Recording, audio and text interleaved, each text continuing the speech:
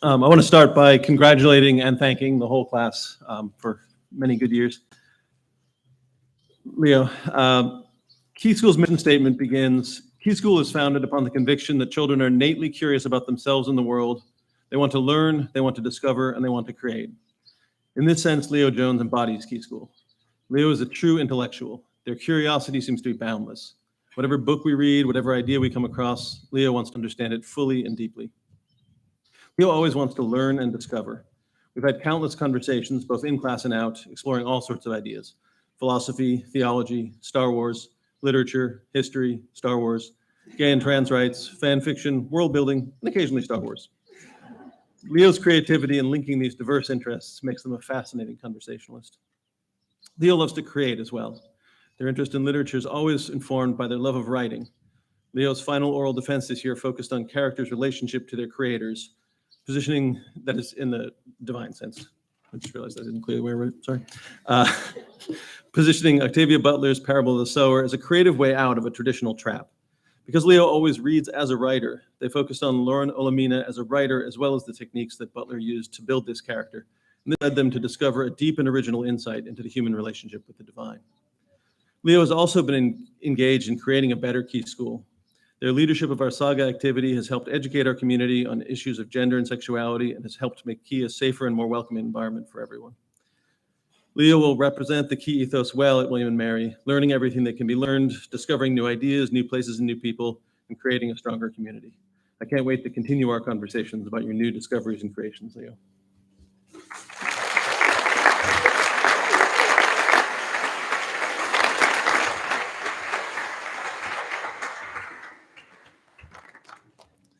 Ethan Robert Katz.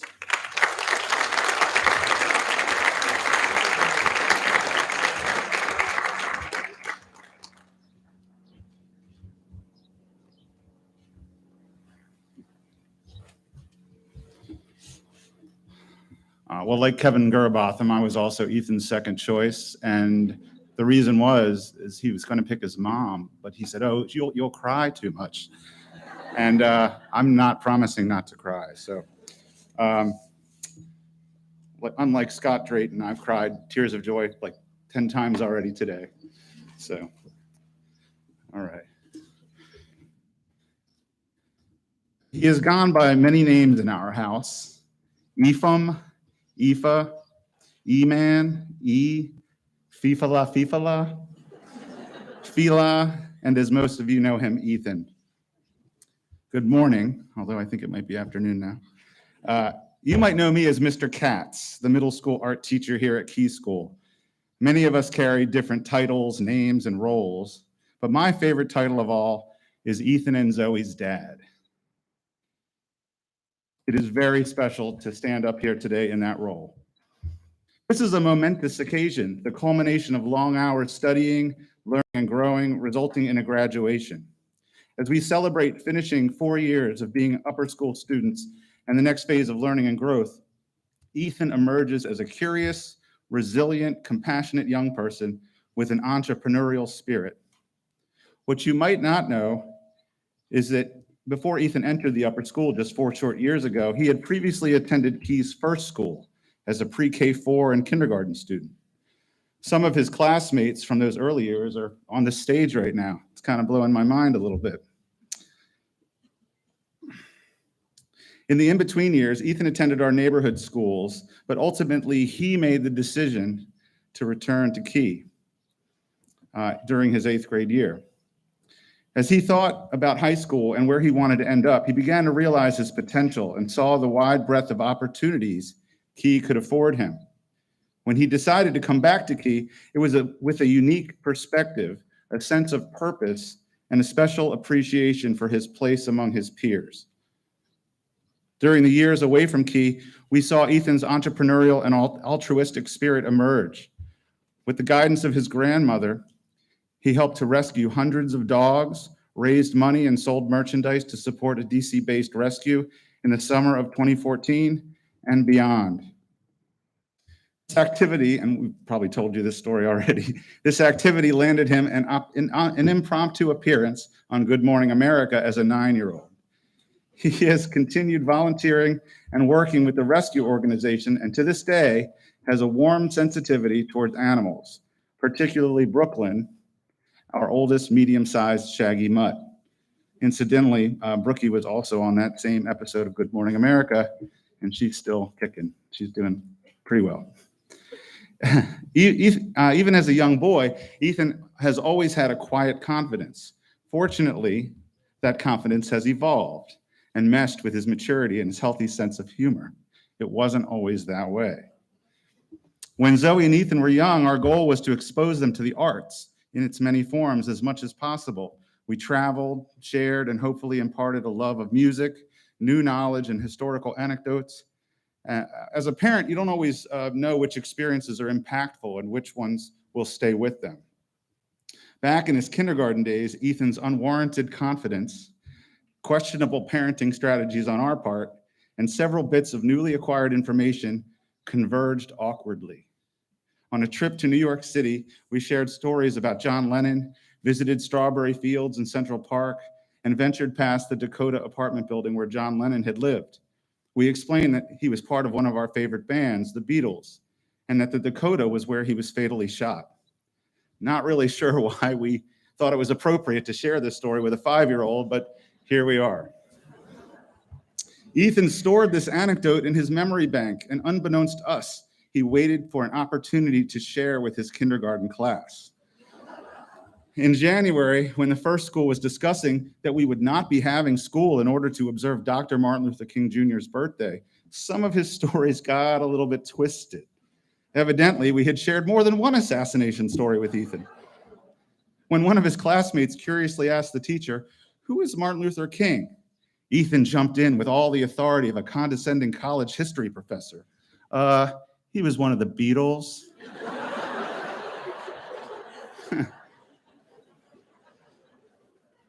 Over the many years since then, Ethan's facts have more accurately supported his confident assertions. Thank goodness for that. For the Katz family, it has been a roller coaster ride here at Key. Pull it together. We are fortunate to have been able to witness Ethan's growth and maturity from a unique vantage point, always allowing for space. We loved being able to watch him navigate the social dynamics of the upper school and attend traditional events and forge lifelong friendships with a truly incredible group of young people. Thank you to the multitude of teachers who have supported, connected, and mentored Ethan: Vicki Bushman, Nancy Leventhal, Alice Larner, Bethany DeGrossa, Jean Pentalino, Lee Zanger, Jeff Young, Shireen Alwaraki, Dylan Lewis, Robert Mims, Christy Morgan, Kevin Gurabotham, Becky Berberich, and many more. Thank you to the Pausics, the Armstrongs, the Smiths, and the Sowden LaRose families for welcoming Ethan into your homes, often inviting him to stay overnight and encouraging him to be himself. Your words, kindness, and generosity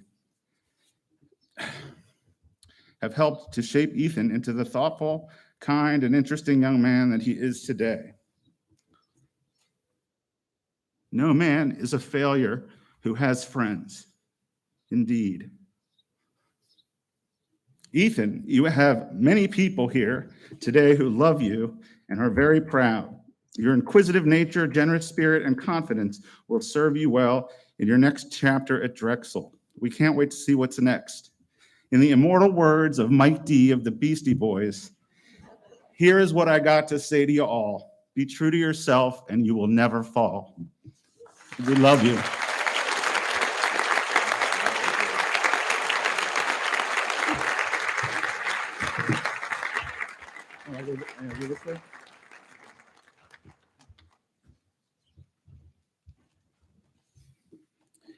Casper Clark Kelly.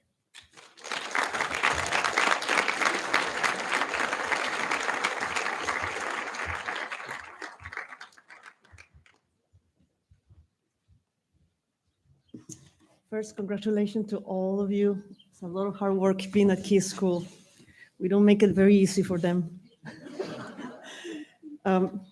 New to Key, as a junior, Casper appeared timid at first, but after a few months into his first year, his secrets escaped. Casper is a talented trombone player, and a mathematician who has dedicated himself to the pursuit of excellence in both music and academics. In addition, he gives back to the community. And when I say he gives back, he dedicates many hours to helping others. Moving across the country halfway through high school could be very intimidating. In Casper's first weeks in Spanish, I could see him making calculations for his success. At first, he was unsure about being placed in Spanish language and literature, but I reaffirmed that he was placed correctly and would do fine. Indeed, he did fantastically, and he went on to take advanced Spanish literature.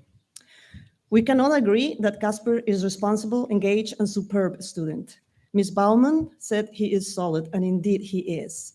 He conducts himself like a pro in a very respectful and mature manner. Before establishing any social life at Key, he was already volunteering at my after-school program, regularly coming to help immigrant children with reading, math, and doing STEM programs. There, I discovered that he was a musician and a very good one. Casper plays trombone as a member of the Annapolis Symphony Academy, and he recently played side by side with the Annapolis Symphony Orchestra. At this concert, Casper had a very difficult solo.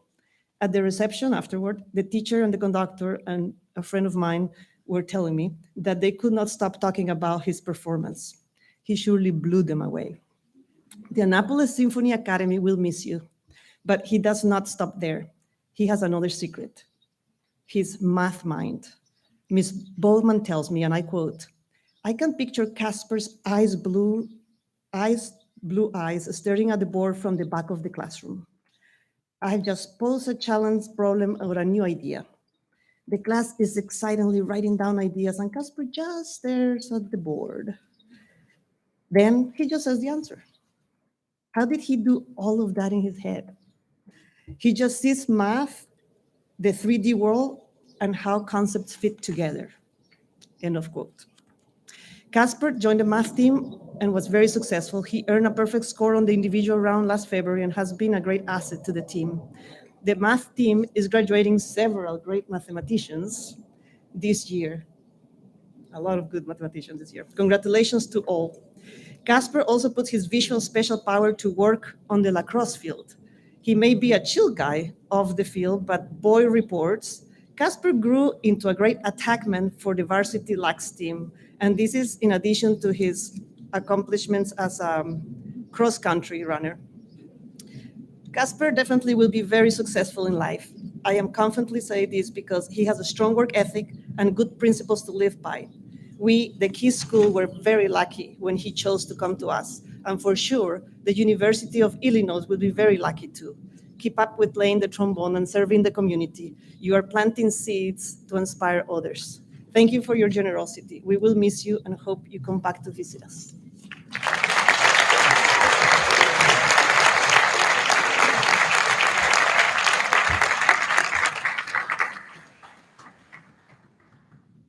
Henry Christopher Kulman.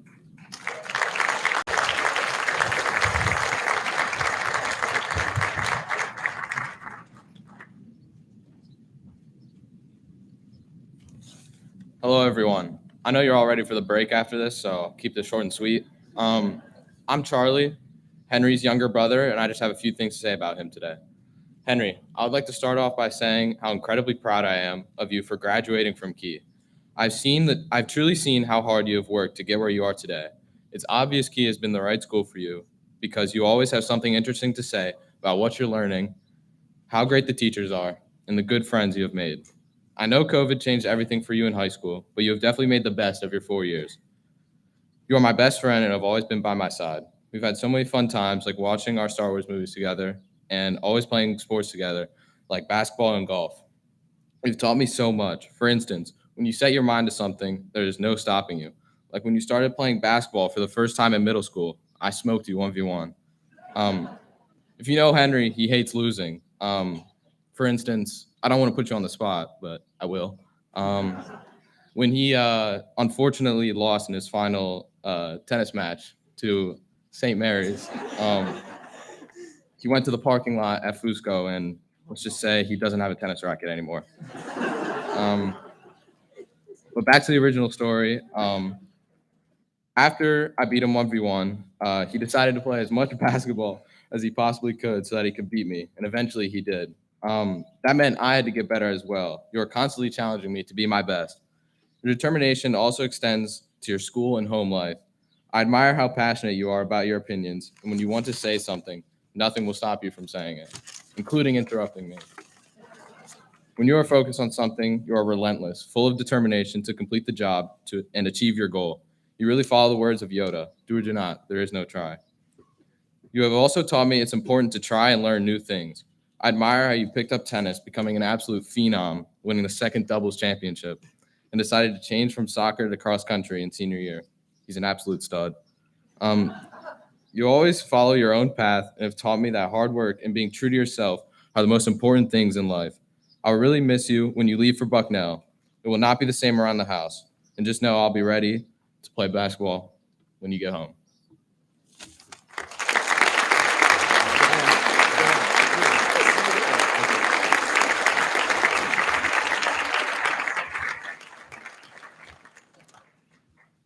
Stella Catherine Kim.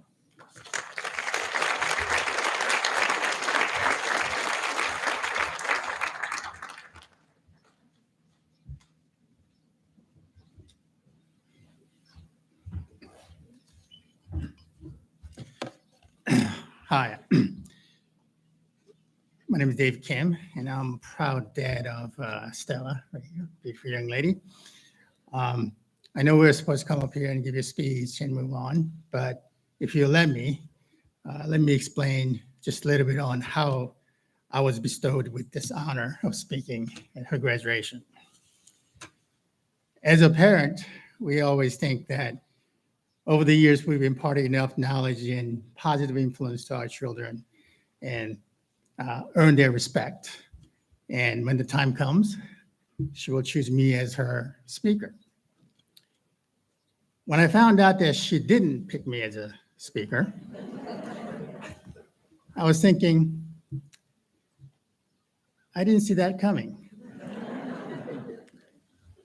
But it turns out that it was a struggle for her to pick who the speakers are going to be.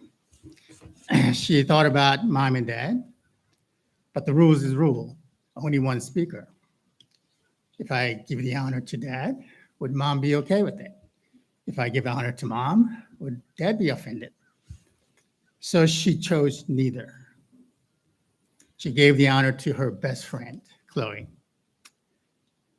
Well, it turns out Chloe could not make it to the ceremony for unforeseen reasons. So here I am. I earned the dubious distinction of not only not making the cut, but giving somebody else's speech instead.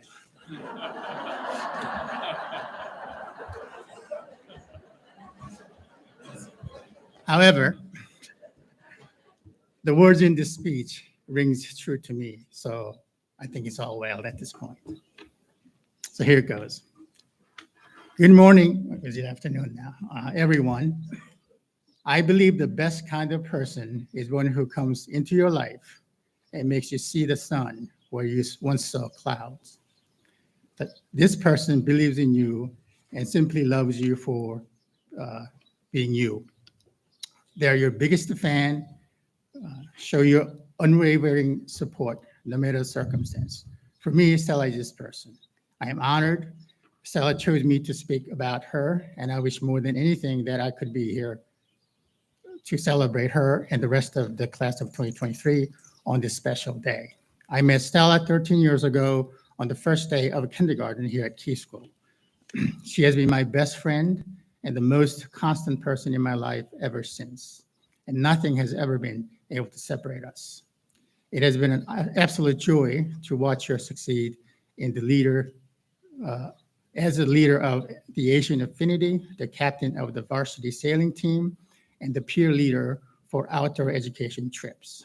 She has definitely left her mark on Key School in every community she has been involved in. Stella never failed to amaze me, from being there for each of her friends, to all the hard work she puts into school and sailing, to crazy amounts of money she spends on our shopping trips. And I have the credit card bills to prove it. Stella is successful at many things. Her steadfast compassion, ability to listen without judgment, and desire for adventure are only some of Stella's admirable qualities. I can't thank you enough for countless memories and traditions we've grown up with. As we step into the real world, I have no doubt Stella will remain by my side, cheering me on and being my biggest fan like she has every day for the last 13 years. Remember to always chase your dreams, never stop working hard, and to always be you. I can't wait to see where life takes us. Those little girls who are obsessed with Minions and would stay up all night making rainbow loom bracelets would be extraordinarily proud to see where we are today. I couldn't have asked for a better best friend. I love you to the moon and back, Stella. I will see you in 2 days on our way to Italy. Congratulations to you and the rest of the class of 2023. Now that concludes this speech, not only because I'm out of script, but also I'm thinking something that I know many of you are thinking right now, perhaps all of you, and that is, I really need to go to the bathroom.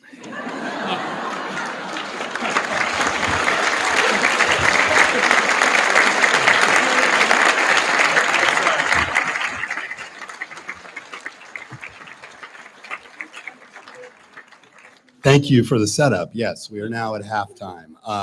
Let's make sure we're back in our seats at 12:25. Remember, those of you in the front, please make your way to the back so our second half of the class can move to the front. Getting ready and back in our seats at 12:25. Thank you.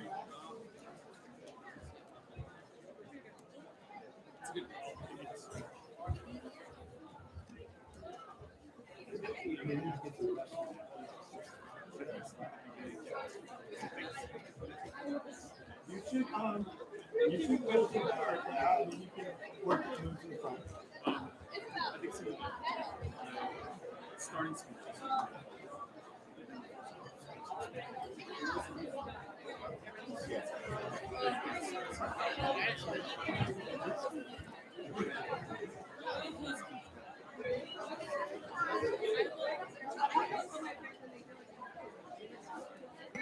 So 25.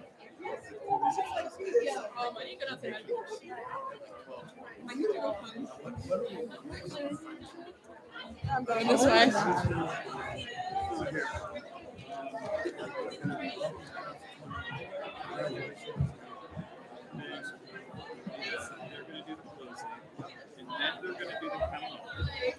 Ask him for me to write this.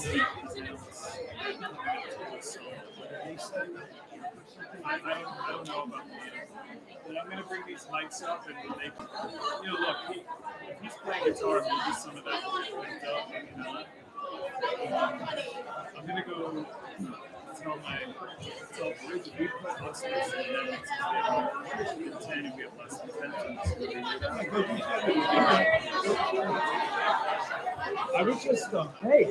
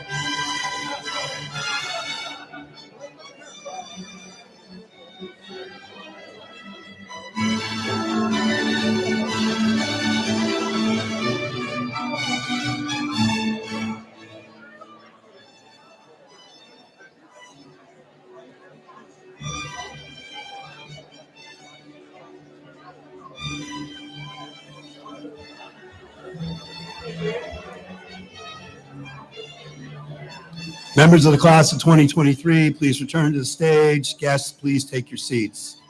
Thank you.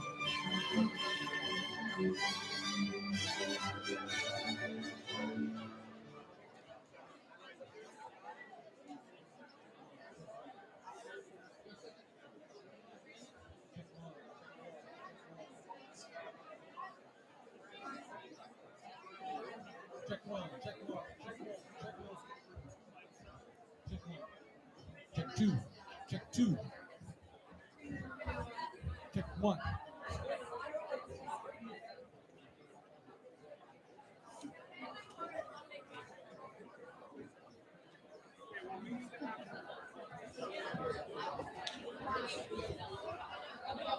Check one. Check one. Check one. Check one. Two. Check two.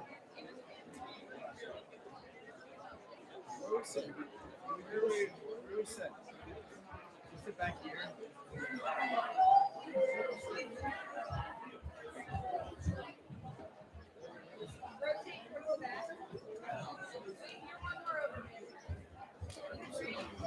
Check one. Check one. Check one.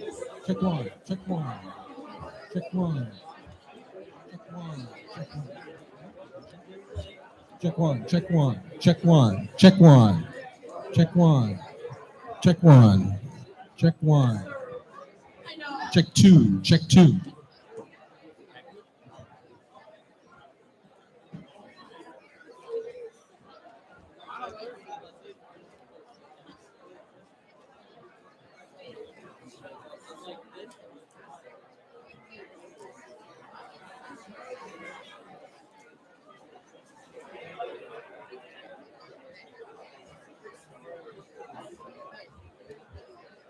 Oh.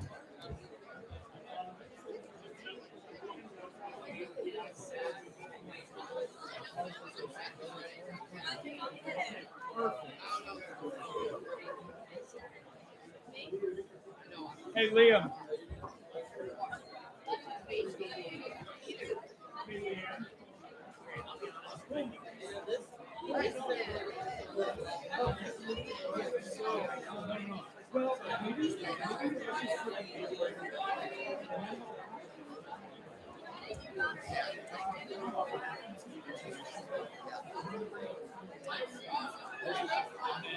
We'll bring this up to the podium, plug in your amp, and then you guys do it. I'll just bring this. You'll be able to put it.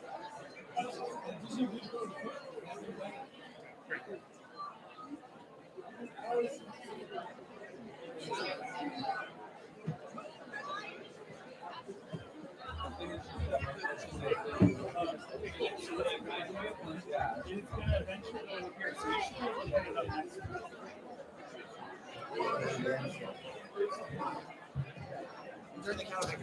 I'm sure to see I guess. There's supposed to be two kids who stay and who stay in the front row. There's more seats in there. You guys are from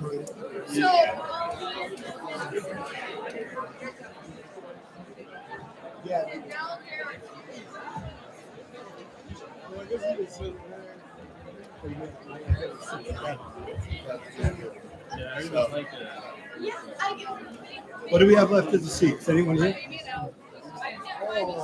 Okay. Phoebe's in the front seat.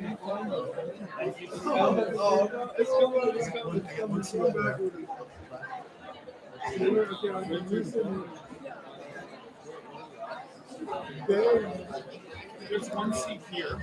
You've been here almost a second, right?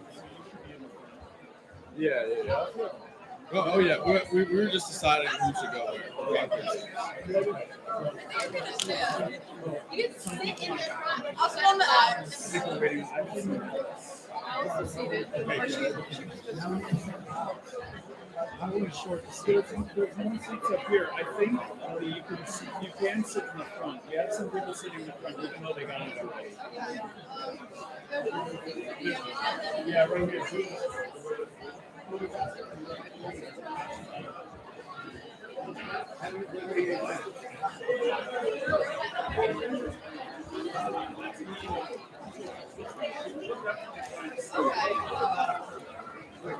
Okay. There's one in the back there. Counted 10,000. Just waiting for.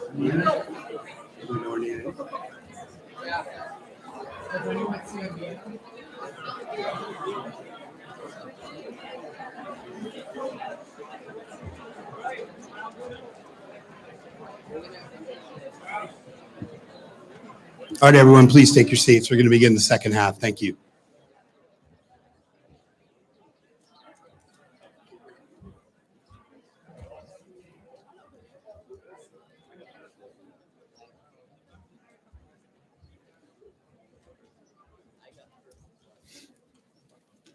All right, we're going to start second half of our event. Abigail Elizabeth Cape.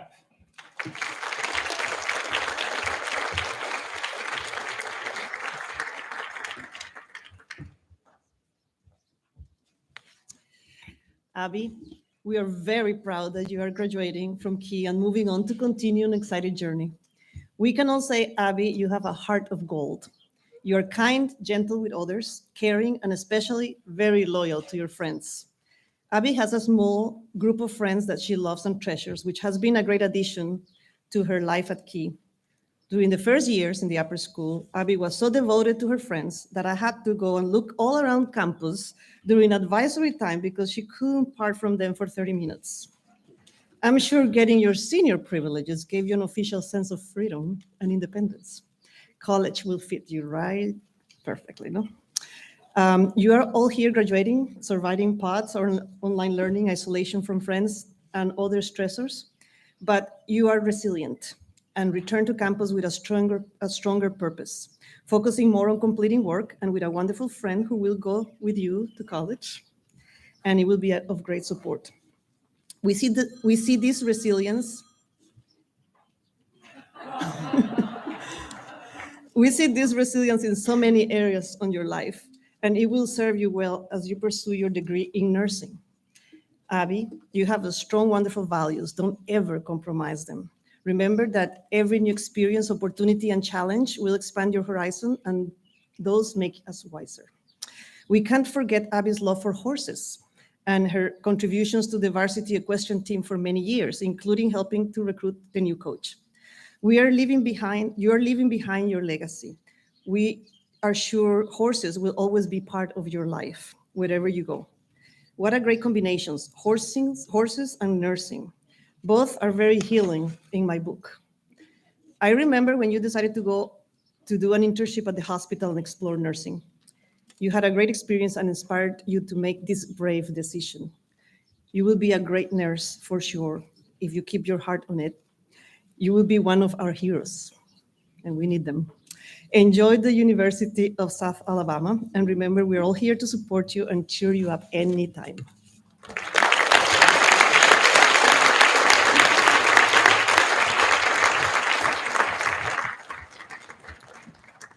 Ava Prescott Leckie.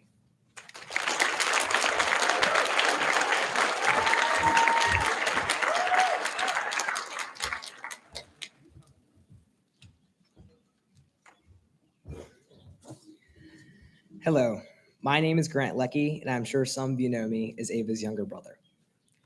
So Ava, from the moment I actually had a reasonable conscience, or at least from what I can remember, you worked as hard as you could to make everything you produce better than what was asked.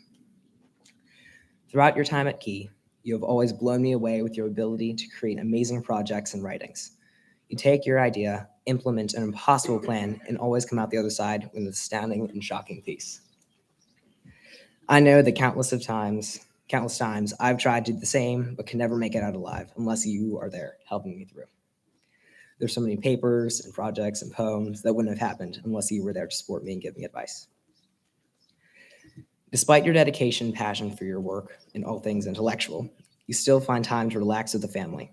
From our walks downtown to our daily chai latte or Mexican chocolate milk from Red Bean, to singing in the hot tub at the Four Seasons Farm in Charlottesville, to bundling up on the couch watching endless seasons of Modern Family. You always live a balanced life that I strive to achieve as well. As the amazing person you are, I can't imagine what you'll do in college or in the future. All I know now is that I'll really miss you over the next 4 years, and I can't wait to see what you'll do.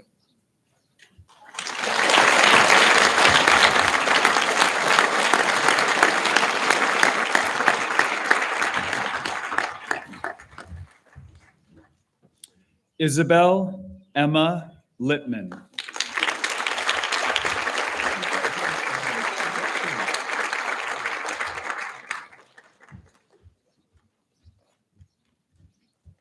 Hi, everyone. I'm Zach Lippman, Isabel's brother. I want to congratulate Isabel on all the hard work she has put in throughout her high school career. You have spent hours working hard, and it has paid off for you well. I have thoroughly enjoyed all the time we have spent together, talking during daily car rides to school or just hanging out. And while I know you are going to have a great time in college, I will miss that time together. I admire how hardworking you are while also making sure you have fun. I know you have made sure to balance getting your work done while dancing or doing activities with your friends. You are very responsible, and that is something I really admire. I have watched as your interest in journalism has grown, and you started to write the school newspaper. I am also impressed that you led a dance activity, sharing your knowledge of dance with younger students.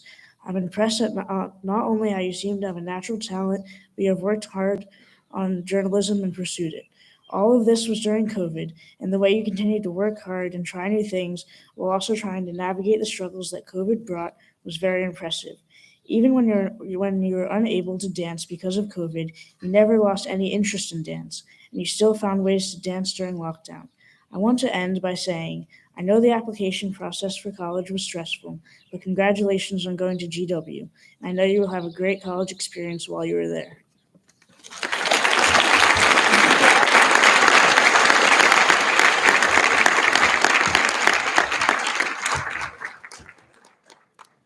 Colin Anderson McNabb.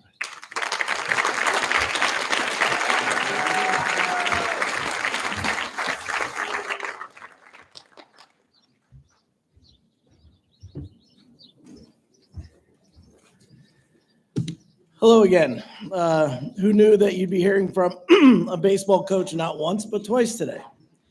I guess you get some undeserved cred when this special team, led by 6 awesome seniors in this graduating class, wins back-to-back championships. Baseball players have always had their own lingo or slang or language, but I must admit over the last 5 years or so, the meaning of many of the words have left me feeling out of touch. So I've been working with Colin on helping me get it caught up. For example, Colin has taught me that, quote, find me a barrel means hit the ball squarely on the fattest part of the baseball bat. And, quote, have a QAB means to resist the temptation to swing at bad pitches and make the most of pitches that are thrown in the strike zone. And, quote, this pitcher is throwing Ched means the pitcher on the mound is throwing at a high rate of velocity. But there are still a few things that I don't understand, Colin, and for whatever reason, you haven't shared their meaning with me. Throw down, cleat chaser, 2-bagger, I don't get it. I guess we're going to have to talk later. The fact is, I'm not the only one who learns from Colin on a regular basis. Everyone on the team does, because that's what Colin does by nature, teach and lead. Every successful baseball team requires quiet leaders. Those who lead by example keep their heads down and their mouths shut. Colin, that's not you. Colin, but every team also needs one very loud leader, someone who holds every team member, including himself, accountable and in the moment from the first pitch to the last out. And that is Colin McNabb. And that is what makes him your favorite player when he's on your team and your least favorite player when he's on the other guy's team. Colin is a leader, and that skill is going to take him far as he jumps into the next phase of the game at Washington College. Colin is not just about intangibles. No, he gets the job done himself and get a load of these eye-popping numbers. He led the 2023 team with a .478 batting average and knocked in 32 runs. He stole 16 bases and threw out 12 would-be base stealers. Just his presence on the field made coaching the team so much easier because our opponents knew that trying to steal a base off him was a risk that just wasn't worth taking. His numbers and accomplishments on the diamond led to Colin being named All-Conference and All-County multiple times throughout his high school career, honors that he earned through hard work and determination. And this past season, the MIAA, our league, named its first ever MVP. Any guesses on who they named? They unanimously voted for Colin.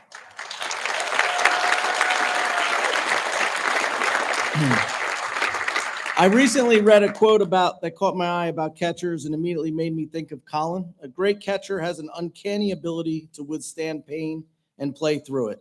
He's expected to provide power with his bat and have a rocket launcher for a throwing arm and be one of, if not the smartest player on the field. Which brings me to two final things that I want to say about Colin, his heart and his brain. I've known Colin throughout almost all of his teenage life, and those are years that are typically tough on the mother and son bond. Not in Colin's case. Many teenage players hope their parents will sort of fade into the background during games, but Colin really does every game go out of his way to save his mother and his grandmother 2 front row seats right behind the backstop for every home and away game so he can hear them cheering for him during every pitch. I've always loved that about you, Colin, your devotion to your family. And finally, one last baseball term to discuss. The equipment that a catcher wears during a game is often referred to as the tools of ignorance, because a player would have to be ignorant to want to play such a tough and challenging position. In Colin's case, it's anything but ignorance. Colin is a strategic tactician on the baseball field, thinking 3 steps ahead and playing chess while others are playing checkers. Colin, you have a well-deserved legacy for being Key's best field general in the history of our baseball program. But I'm even more excited to see how you adapt that wonderful set of skills into your collegiate and professional life. Congratulations.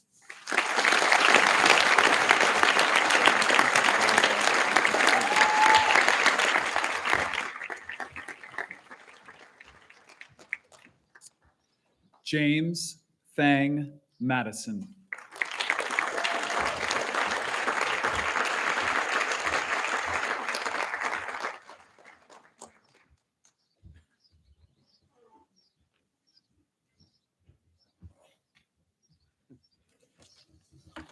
No, I'm not Linda Mollett, but I'll do the best I can to replicate her.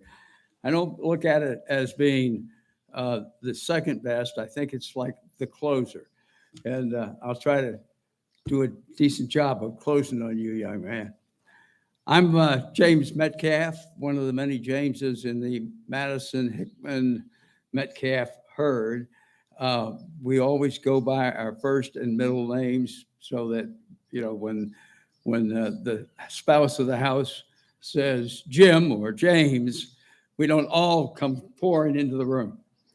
And so we have James Fang Madison, who is named for 2 grandfathers, for his Chinese grandfather and for the Reverend James Flavius Madison, who was here in Annapolis for many years.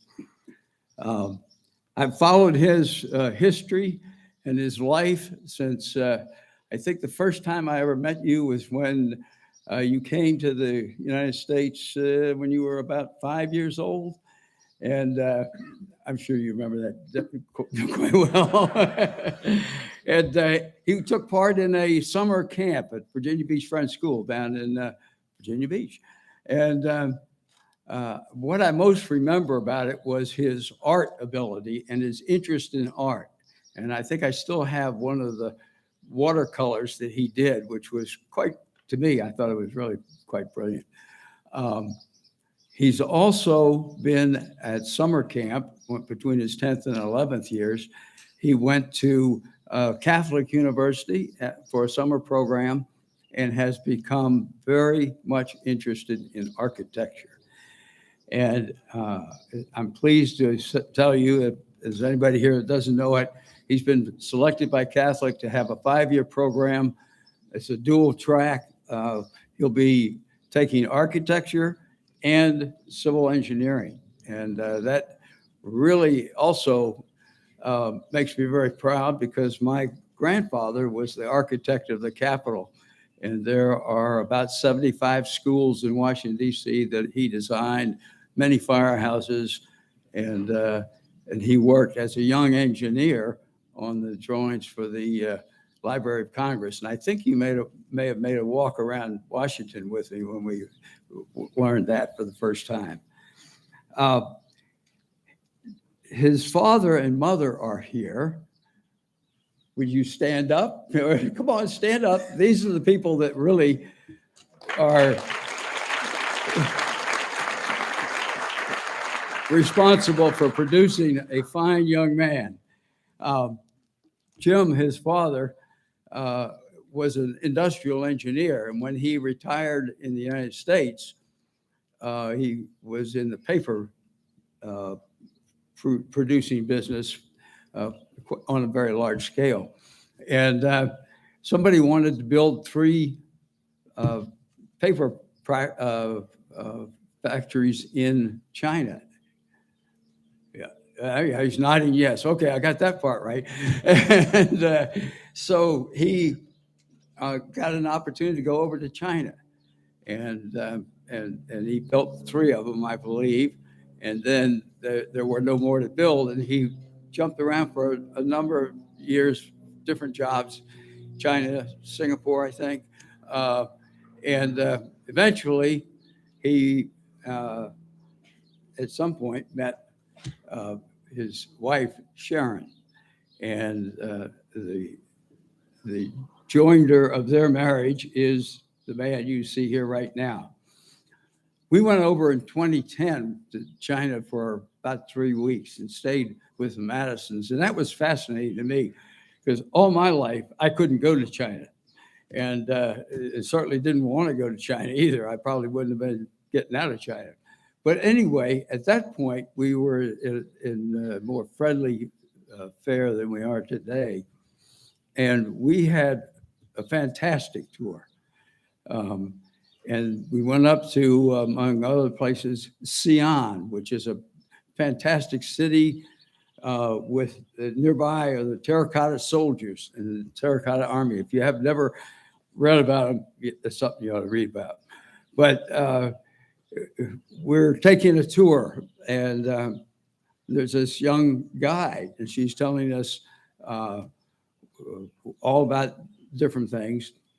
And James, who was attending the American school in Shanghai, and the American school goes back, I guess, to about 1900 or something.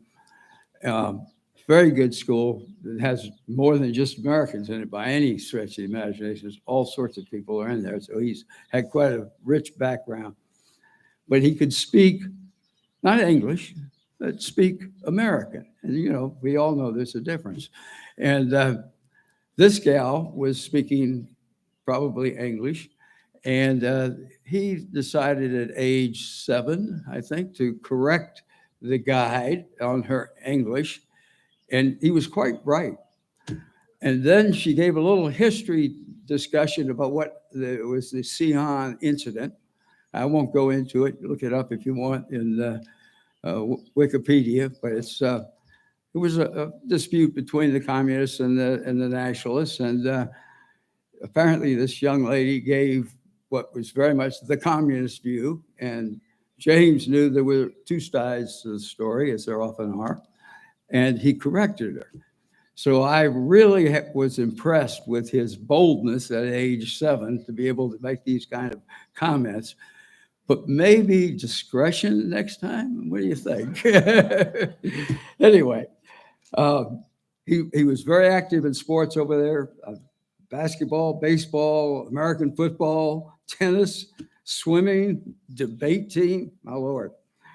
But for me, one of the most enjoyable bits of information was learning yesterday that he had been selected for the all-conference lacrosse team for his face-offs.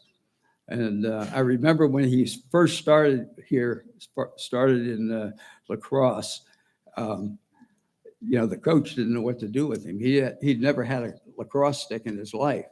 And I guess the only thing to do was put him in there and let him fight for the ball. And one of the early ones, he grabbed the ball, and then he did what he shouldn't have done, of course, not teamwork. he ran down the field and made a goal. And I think the coach gave you a little devil about that. Yep. Anyway, he has learned a lot here at Key School. I know his parents are delighted that he's been here, that he's grown well, and that he's now going on to a first-rate education. I might add on some very good scholarships. So that's also very important. And I wish you the best. And I want you to know that you've got a whole lot of family behind you. And you can reach out and talk to any of them and ask anything from any of us, because we love you.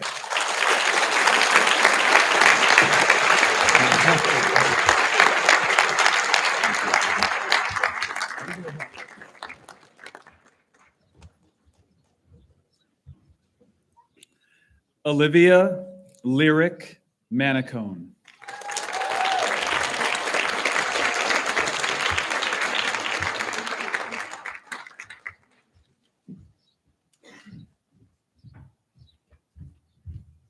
Hello, everyone. I'm Isabel Cohn. Via, it is with immense felicity and gratitude that I stand before you today to celebrate our graduation from high school. Although it seems like just yesterday when we first came to the Key School at 10 years old, I have no trouble believing that, 8 years later, you have accomplished this remarkable milestone. Now let me tell you all a little bit about my best friend, Via. From the moment we met, Via and I were literally inseparable.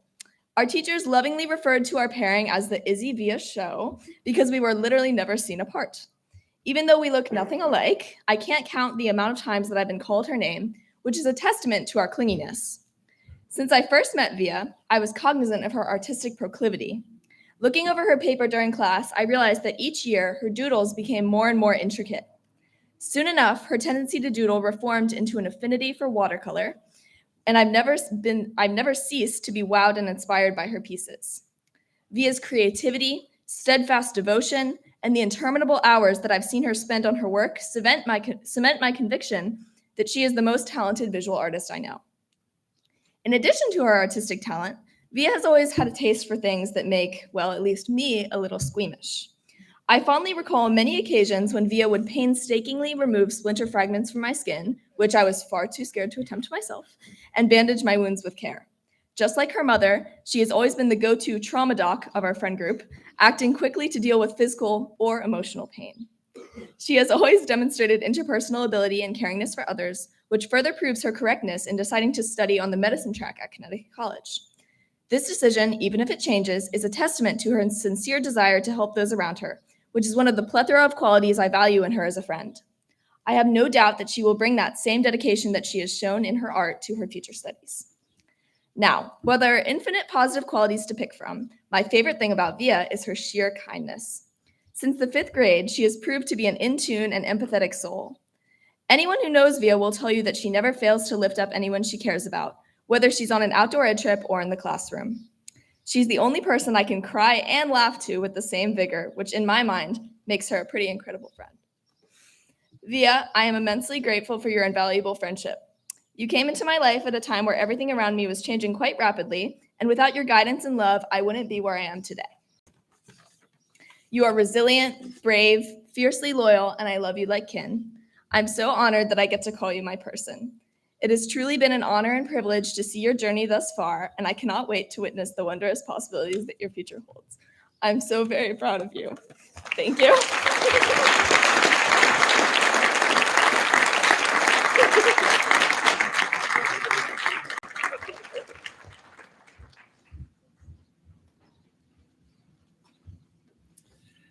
Jacqueline Ava Mednick.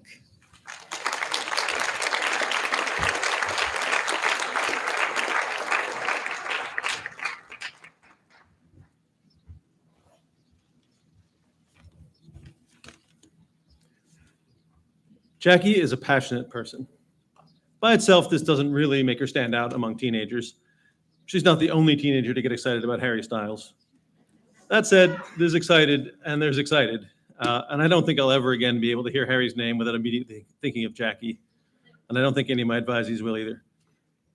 Of course, if my memory ever falters, there's my new set of Harry Styles mugs to remind me. This brings me to a more important aspect of Jackie's passionate nature, and one that's a little less of the stereotype of teenagers. Jackie is incredibly thoughtful. She has a knack for finding the right gift at the right time. She also has a great eye for what her fellow students need. She's played a key role in building a sense of community in my advisory. When another of my advisees proposes an activity or game, Jackie's always the first to jump in, and her enthusiasm ensures that no one ever feels like their idea isn't working, and everything always gets going, and everyone joins in. Jackie's passions have always led to her best work in my classes. She's a serious movie buff, and so when I had to miss a class in which we were supposed to watch Everything Everywhere All at Once, she was the obvious choice to be my substitute. She'll be pursuing her passions for art, photography, and film at the Parsons School next year. But more than her passion for art, I think it's Jackie's passion for people that makes her who she is. She's a fierce and joyful friend who loves to share her friends' excitements and enthusiasms. Her love for her family is always visible too, though she probably doesn't want me to reveal how much she admires her older sister. Her passions are infectious. Though she hasn't managed to make me a Harry Styles fan, anyone who knows me will understand what it says about her that for several years now, I've been engaged in evaluating the outfits that celebrities wear to the Met Gala. I will miss the way she helped bring my advisory together and the way she always bursts into my room in the morning with a story she just has to tell me. Keep finding new passions, Jackie, but don't forget to bring them back and share them with us.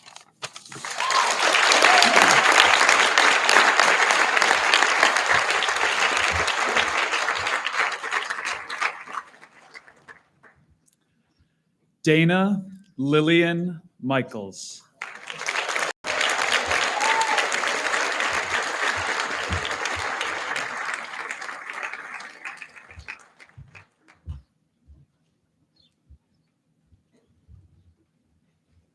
Hello. Ladies and gentlemen, distinguished guests, faculty members, and fellow graduates, today is a day of great celebration as we gather here to honor the remarkable achievements of our graduating class. Among the accomplished individuals we recognize today, there is one particular scholar who shines brightly, and her name is Cassie. Just kidding, it's Dana. Just kidding, it's Dana. Thank you. Thank you for writing my introduction, ChatGPT. Since I was little, there was always one certain thing that I distinctly remember about Dana, and that is her consistency.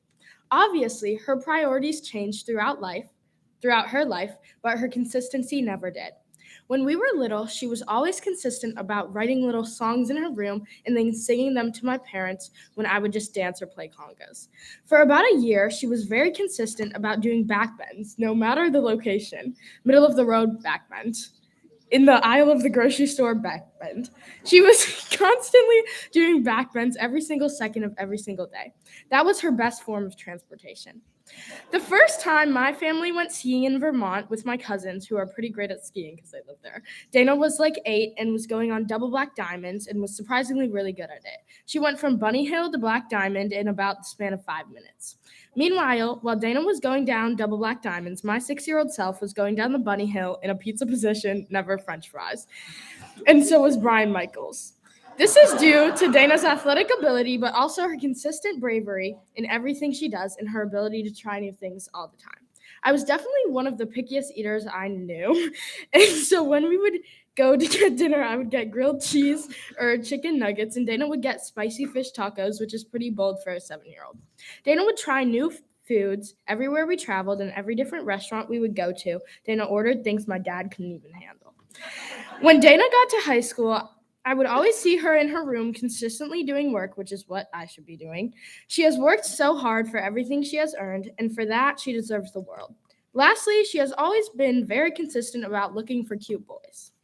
When she went to visit colleges and I wasn't there, she would give me a debrief right when she came back, and the first thing she would mention was how cute the boys were. So now she's going to Providence College. Throughout her entire life, Dana has always consistently been with Morgan. They are always together all of the time. When anyone would ask, "Where's Dana?" the response would always be, "Probably with Morgan." I've seen Dana and Morgan navigate life together, and it's my favorite thing to watch.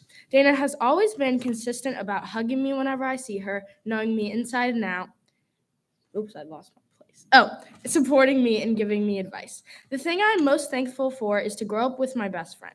Dana has shaped me into the beautiful, pretty, amazing, and really smart person I am today. and continues to form me into the best version of myself. I know people have many different ideas of what consistent means, but for me, consistent means reliable. I can always rely on Dana to be there for me, to make me smile, to cheer me up, and just to have fun with. She is consistently kind, consistently thoughtful, and consistently compassionate. I love you forever, Dana, and I'm so proud of you for the consistent impact your smile has on everyone and the impact you have made on anyone who has the pleasure to spend time with you. You're going to have the best time at college while you are consistently partying. I will miss you so much until Mom and Dad replace you with a new midshipman.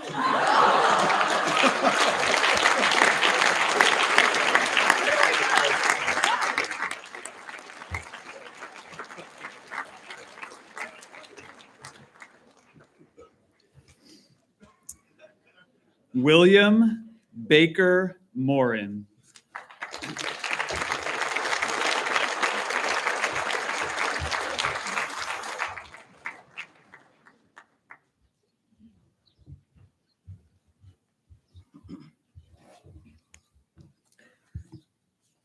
Hey, Liam.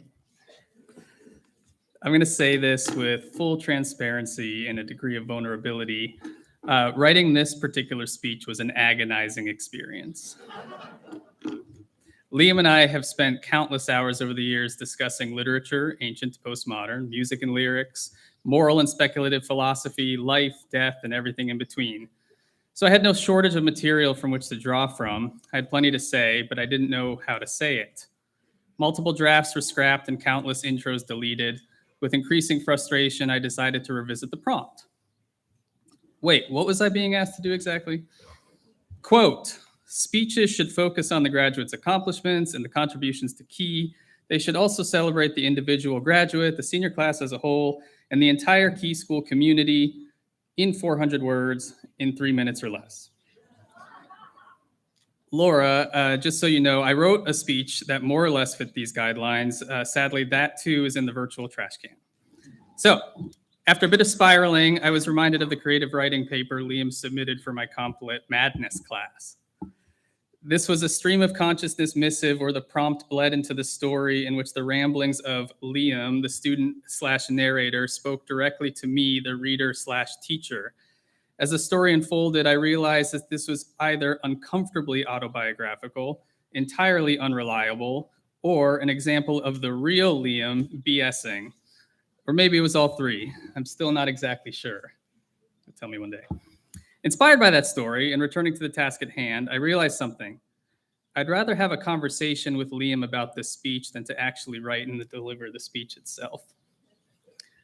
Liam, if we had the chance to talk before I wrote this, I would have asked you for your opinions on the whole endeavor. What really is the point of this? Who is my audience? What is my goal? Am I informing these wonderful people here today about your brilliance as a writer, talent as a musical artist, and your poetic soul? Or is it more important to acknowledge this particular moment and this event in time by capturing words that best express how far you have come, while also attempting to convince you and your classmates that this is really only the beginning? I would have asked, should I speak directly to you, using my time to express my gratitude for challenging me through your work and our discussions as a teacher, thinker, and a person? I would have asked you about the tone. Should it be funny, sentimental, inspirational? Should I seek to impress the audience with my ability to craft clever anecdotes that weave in literary references from your favorite works and also your love for the 1975? That would have been good.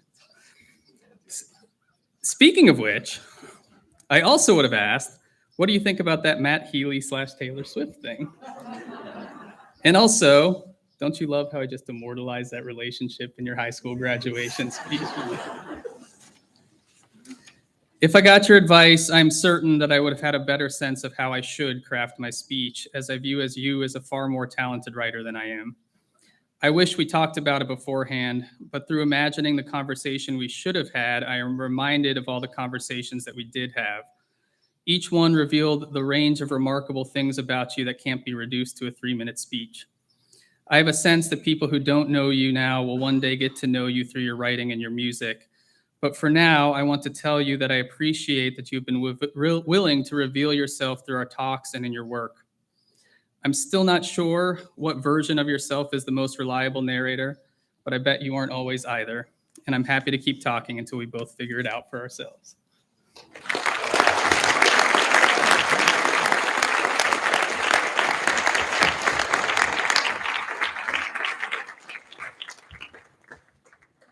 Alexander Jeffrey Mullen.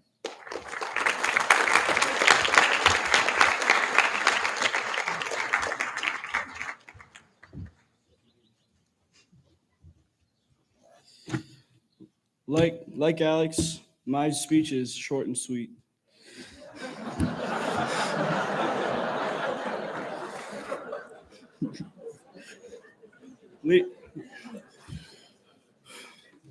Ladies and gentlemen and the families of the Key School, I'm honored to be up here today to share a few words about my dear brother Alex.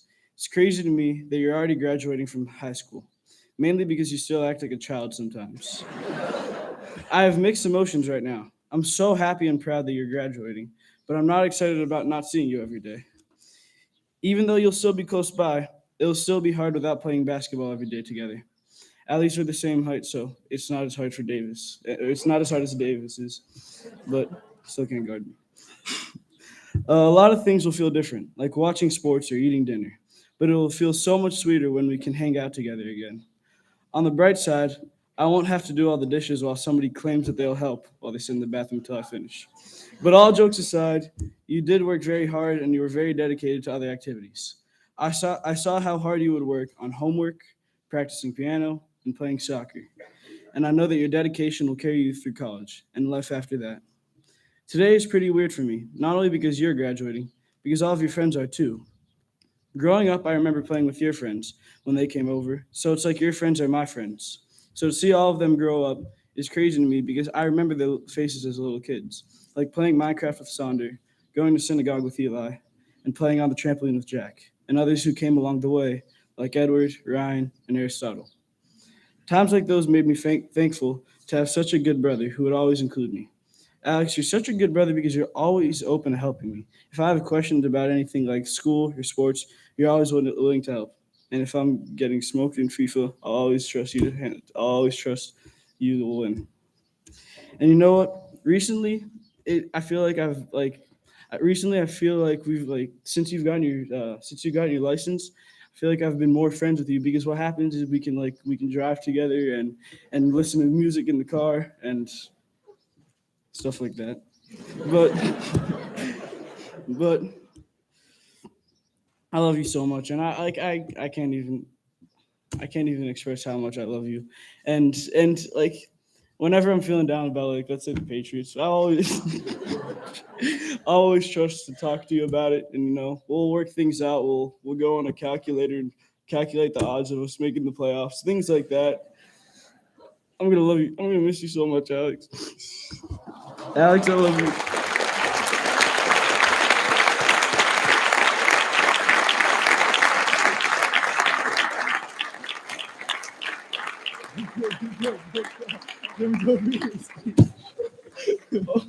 Oh yeah, I butchered half of it.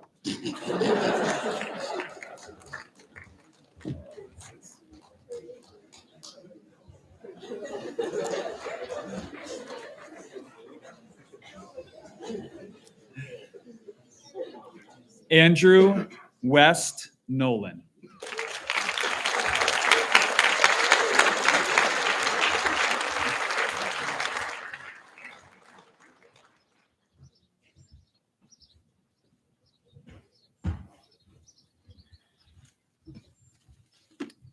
It gives me great pleasure to honor my incredible brother, Andrew, and acknowledge the amazing qualities that he possesses. What I respect most about Andrew is his unwavering strength. Not just physical strength, which he does have, but the strength of character and resilience that he possesses. I'm going to share a little anecdote that perfectly encapsulates this trait. It was a dark Halloween night, almost 13 years ago. We're making our way back after a long evening of trick-or-treating, and we passed a house which what we thought had a spooky Grim Reaper statue outside. Suddenly, the statue came to life and turned towards us, raising its sickle high. In that split second, my sister and I sprinted away in abject terror. However, at the tender age of 6, my brother, dressed as a pirate, stood his ground. Armed with a plastic cutlass, He drew his sword and confronted the costumed teenager, whacking at him again and again until our parents had to step in to prevent certain injury. I later learned Andrew, too, at that moment, felt genuinely scared, even terrified. However, in that critical moment, he chose to fight. He stepped in to defend and help others, prioritizing others above himself. And another honorable mention goes to the time we were trapped in an elevator in the British Museum. When Amory and I panicked and I envisioned starving to death in the cold metal box, Andrew took stock of the supplies we had, noting that we had several candy bars and some water to help us survive. There too, he chose to fight. It is this strength, born from courage and resilience, that motivates and encourages everyone fortunate enough to know Andrew. I've witnessed firsthand during Boy Scouts, cross country, swimming, lacrosse, watermelon ball, and of course, rowing. He possesses a genuine gift for bringing out the best in people. Whether the classmate grappling with a challenging assignment or a friend going through a tough time, Andrew is there, offering support, guidance, and a steadfast belief in their abilities.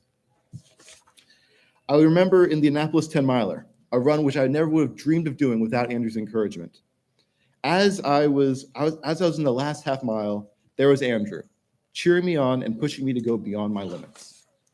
So Andrew, as you embark on this new chapter in your life, remember the incredible skill you possess, the power to motivate, encourage, and make a difference.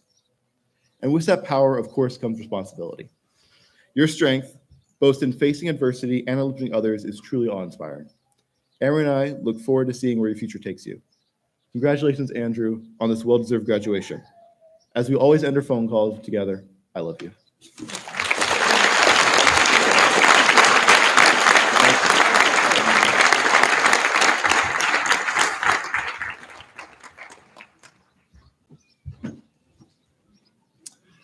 Armand Garcia Ortiz.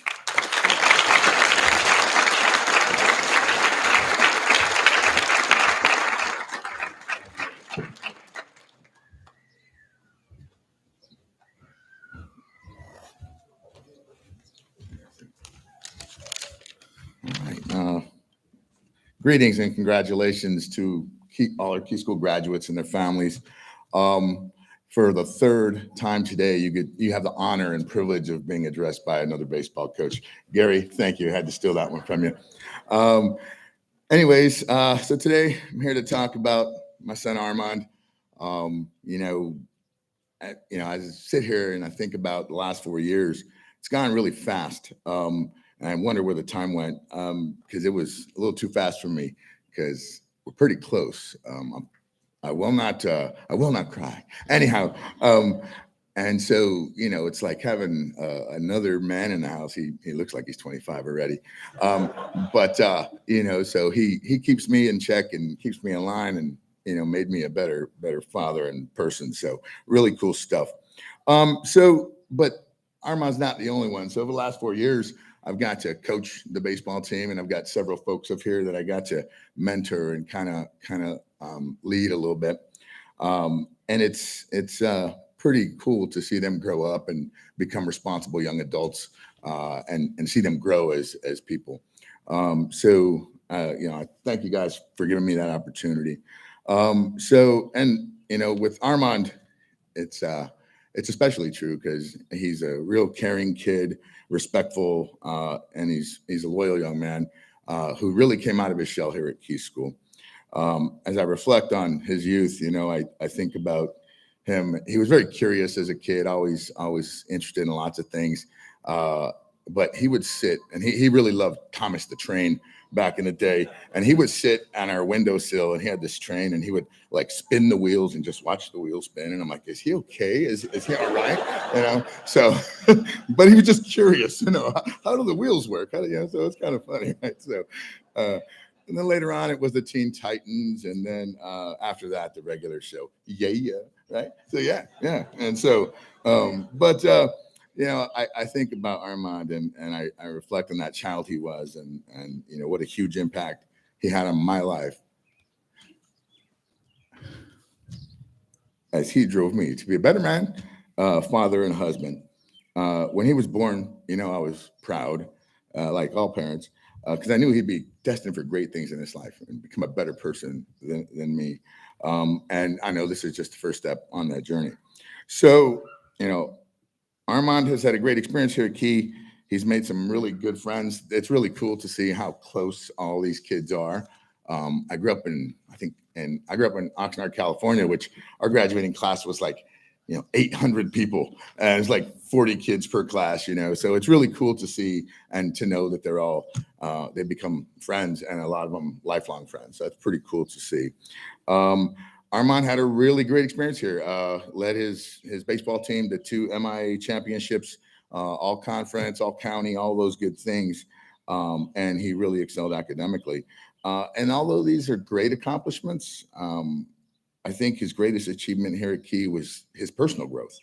Armand has become a leader, a mentor, and an unbiased ear for a lot of his friends. He's just a laid back, casual guy. He'll listen to you and kind of, try to make you feel better if he can. And he also became a role model to my younger son, Erhan, who's sitting right there.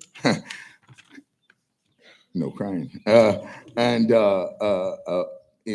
best friends. And Erhan will be graduating here from Key in 2025, as long as he can get past Civ and that tough curriculum, right?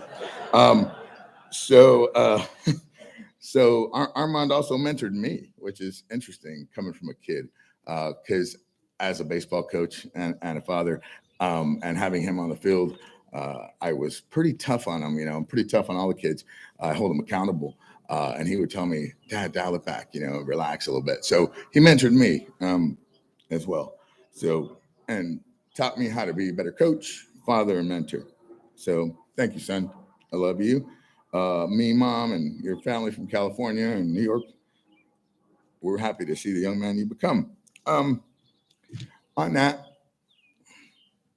for your parents and families here in attendance, I ask you to take the time today to reflect on your children, on all these wonderful kids up here, on the ups and downs, the good times and the bad, and remember those moments that we all hold dear through their childhood. This is one of those moments. It's a moment where our children begin to realize all the dreams and aspirations we had for them when they were born.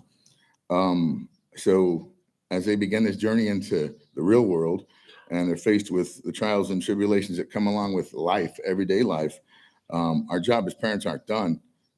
We have to mentor them and guide them and continue down that path so they become better people than we were, right? Better people than we are, and make an impact on this world if they can. So with that, I want to thank all you parents and all you kids, my baseball players. Thanks for allowing me to be a part of your life these last 4 years. I know it was hard on you at times, but I was the tough coach. Gary's a softie over there, but I'm the one crying. Sorry about that, G. Big teddy bear up here. Anyways, I hope you all realize how much I care about you and how you became family over these last 4 years. You made me very proud. I know Coach Gary's proud as well. So with that, Armand, Jack, Colin, Lachlan, Will, Sean, and of course, our wonderful scorekeeper. Where is she? There she is. Campbell, thank you. You'll be missed, but you won't be forgotten because you guys went back to back and you cemented your legacy here at Key School. So go Zags and go class of 2023.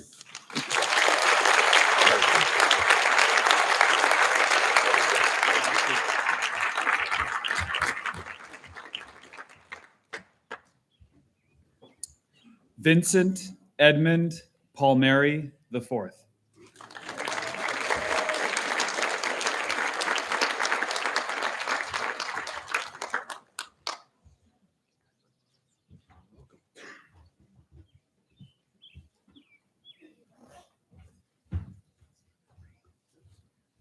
There are 3 of the surviving Vincents in the audience today. Vincent's one of them. I'm the third. My father's junior. Unlike the Madison Metcalf fan, we all go by some variant of Vincent. So I guess that just guarantees you to get the potatoes when someone says, please pass the potatoes, Vin. But it works. So here we are, buddy. I'm going to try not to cry too. It's the beginning of the next chapter and biggest adventure of your life. On April 6th, 2005, Mom and I got the best job we'd ever get. Don't worry, I'm not going to start at the beginning where Mom and I go to the high. It's all right, bud. You're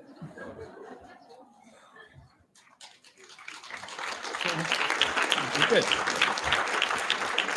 I'm not going to tell the hospital story. You heard that. I'm not going to tell any dog stories or broken bone stories. I left all that out of this. Dennis Waitley wrote, "The greatest gift you can give your children are the roots of responsibility, the wings of independence." To be responsible, children must notice what needs to be done, think of useful options, and take pride in their contributions. As parents, Mom and I wondered if you'd be ready to take that big step and leave the nest when the time came. Not that we doubted you, but we didn't know if the time we had with you would be enough to help you develop the skills and give you the benefit of our experiences to make sure you were ready. On the first day of your senior year, I started writing a letter to you about many of the things that Mom and I experienced with you and all that you've accomplished. A lot of that is what follows here. And as I thought about what I was writing, I knew for sure that you've been ready for a while. Vincent, you're kind, accepting, inquisitive, observant, and find value in every experience. You've always chosen responsibility, character, and integrity over everything else. And this has made you a stabilizing force for so many of the people around you, your friends, your teammates, our family, and we all learn from you every day. As a student and athlete, you've always wanted to master the material. This has made you extraordinary for your teachers to have in class and an invaluable part of your teams. Mom and I always looked forward to each interim report. We knew the grades would be good, but to read those amazing comments from the faculty who really took the time to appreciate what you brought to this place was validating. And thank you to every one of you on the faculty here and the administration who've been so incredibly supportive. Your character, integrity, and reputation have made you a model citizen for Key. And your accomplishment as an athlete goes far beyond conditioning and plays on the field. You've learned the game, its strategy and tactics. You embrace teammates and opponents with sportsmanship based in caring and respect. You leave every place you go a better place. And hopefully this next thing will help me stop crying. In a reading from the book of Brian Boyd, verse 23, Waynesburg has no idea what they're getting. I guess we'll see if they're ready to get better too. With Key and Club soon behind you, our hope is that you find places where your contributions are appreciated and celebrated. Surround yourself with people that push you to do and be better, and do the same for them. On a lighter note, I'm personally going to miss all those emergency runs to Hillsmere, down Forest Drive to bring uniforms, cleats, lunch, whatever it was. I'm glad we were able to do it for you, and it gave me a chance to work on my best time to Hillsmere. I challenge anybody here. I didn't know it was a thing, but it's a thing. We'll need a little more lead time now. My best time to Western PA is a work in progress, but we're gonna figure that out. We've enjoyed every minute of this ride with you, and there are no words to express how happy and proud you make us come full circle here. Bad. I tried to find something from the Lorax, but I had to get something from Oh, the Places You'll Go by Dr. Seuss. And Dr. Seuss wrote, "You have the brains in your head. You have the feet in your shoes. You can steer yourself any direction you choose. You're on your own, and you know what you know, and you're the guy who will decide where you go." Congratulations, buddy. We love you, Vincent. We're so proud. Congratulations, class of 2023.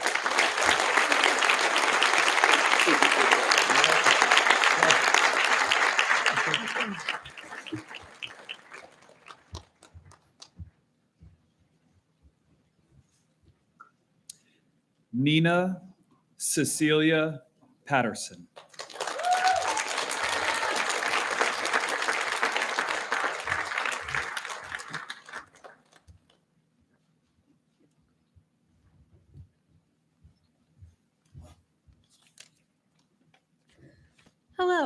My name is Amelia, and today I have the honor of being able to stand up here and embarrass one of my absolute favorite people in the world, my best friend Nina. How do you begin to describe Nina? It's a question I've thought a lot about ever since she asked me to give this speech. So I'd like to start at the beginning, with the story of how Nina and I first met. I had a friend at the time who had started this thing that she liked to call random trust falls, which was unsurprisingly exactly what it sounded like. To prevent probably inevitable disaster, I started always trying to follow her around the playground at close enough distance that I could stop her from falling on her face. And as it turned out, I wasn't the only one of her friends who had this idea. I don't remember a lot of things from elementary school at this point in my life, but I remember so vividly the time that Nina and I both showed up on that field at the same time. I remember the moment when we both realized what our friend was about to do. I looked at her, she looked at me, and then we both ran. I didn't know much about Nina then. In fact, I barely knew anything about her beyond the obvious fact that she was tall and that her colorful Croc stain far outmatched mine. But on that day, I learned the most true thing I've ever known about her, that if you fell, she would catch you. And that's exactly what she's done for me, time and time again, for every year since. Nina is the kind of friend that will never let you stand alone, the kind of person that will walk through tick-infested fields, give you a hug, and stay out on the porch to watch cartoons with you in 30-degree cold when a pandemic shuts you outside. Nina is the kind of person who is courageously kind. You'd probably have thought that living in the same neighborhood across a very thin stretch of woods from each other our whole lives, that our paths would have crossed sooner than our last year of elementary school. But the truth is, I never had the courage to venture into those woods until I met Nina. Nina has this special kind of enthusiasm that can't help but rub off on you. Even the parts of the woods that seemed scariest to the shy little kid I was were easy to love through her eyes. Her infectious joy for the world around her taught me how to open myself up to so much joy I never knew I could find around me. So here's to Nina, who shows us every day how to cross the woods. I love you. Don't forget your umbrella.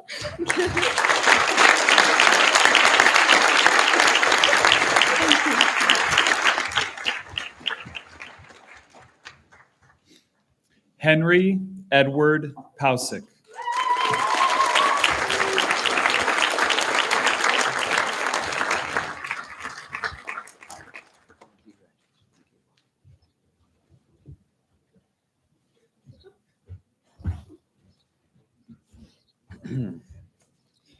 Good afternoon, and congratulations to the class of 2023. It's not often that I get Henry's full attention these days, unless we're trash talking or debating my predictions for the upcoming Dolphins season. But today, you're stuck. You gave me a few minutes to say whatever I want about you in front of all your friends, so buckle up. Henry and I first met back in 2005, and it's hard to believe I'm old enough for him to be graduating from high school already. While we've had all the normal ups and downs that are typical of sibling relationships, I'm proud to say that he's my best friend. Like many toddlers, Henry suffered from an early hearing issue that caused speech delay. During those years, his speech was like a secret code that only I could understand. I had the power of deciphering his mumblings and served an important role as a translator, helping to identify when he wanted goldfish, couldn't find that stupid Spider-Man toy he was always playing with, and all of his other critical toddler needs. Henry was a very small kid growing up, so naturally, I beat him in just about everything we did together. He did not like that very much. I'm 3.5 years older, and I believe that age gap would always show. Sadly, in spite of my beliefs, Henry grew up. He's no longer my little brother, but my peer. One of Henry's most admirable traits is that he never lets his setbacks define him. Through 2 ACL surgeries, changing schools, and countless losses of Madden, with each hurdle, he only grew stronger. Now let's talk about Henry, the social butterfly. If there's a party happening, Henry is there, ready to dance like nobody's watching, or he's going to bust out some seriously questionable dance moves. His energy is contagious. It is impossible to not have a time when he's around. Henry, I hope you never lose your enthusiasm for life, because I count on you to keep things fun. As many of you know, Henry has always been a passionate sports fan, loving the Miami Dolphins and the Miami Heat, playing both soccer and basketball. He'll be following his passion at Syracuse, pursuing a degree in sports management. This couldn't be a better fit, and I'm super excited that we'll be on the same campus together this fall.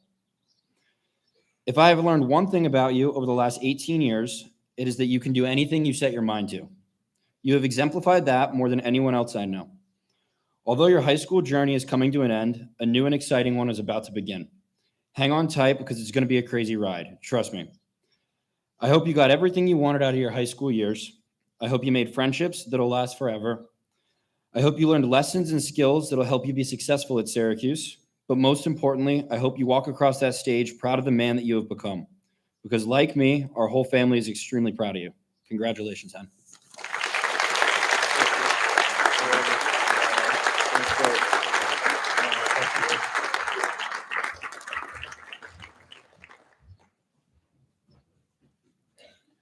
Aaliyah Emily Paramount.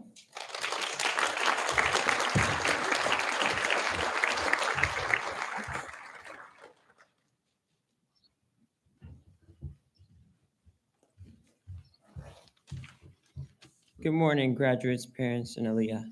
I'm here to talk about my favorite sister, Aaliyah. I'm super happy and honored to talk about her. I'm so sad Aaliyah is leaving, but I'm also so happy for her in her next stage in life at college. Aaliyah has been my role model growing up and someone who has accomplished so much. I'm so proud to be her brother, and life with her has always been so interesting. Not only because she influenced me in so many ways and is my personal Uber driver, but also because she is my go-to source for information. It doesn't matter if I ask her how to do my science homework or about how Kim Kardashian got famous. Aaliyah, you always have the answer.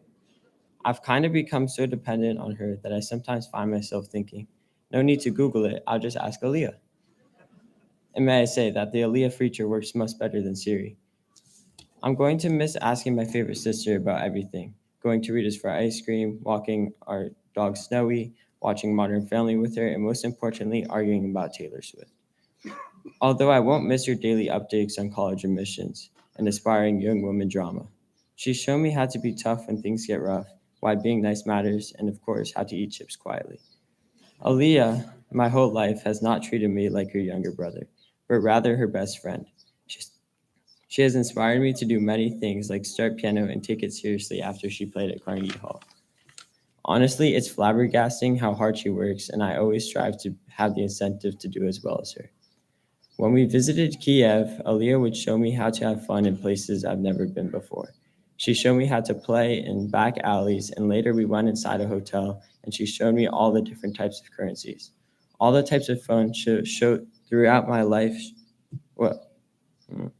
All the types of fun she showed me throughout my life will live in me forever.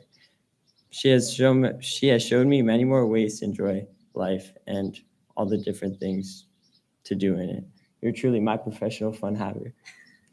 I'm so proud of Aaliyah, and I'm going to miss her so much, and words can't describe how much I love her. Congratulations to the class of 2023. I hope your futures are as bright and successful as my sister has been at finding ways to dodge doing chores. Thank you, and good luck to you all.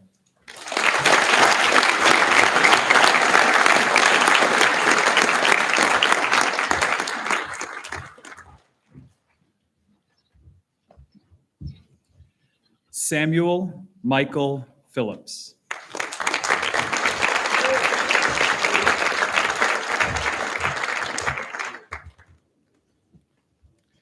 Hello, my name is Ryan, and I'm a friend of Sam. So when Sam first asked me to give his graduation speech, I was a little bit nervous, but then over time, I realized it would be super easy because of how incredible a person he is. Now, we don't have much time today, so I'd like to focus on three things that are great about Sam.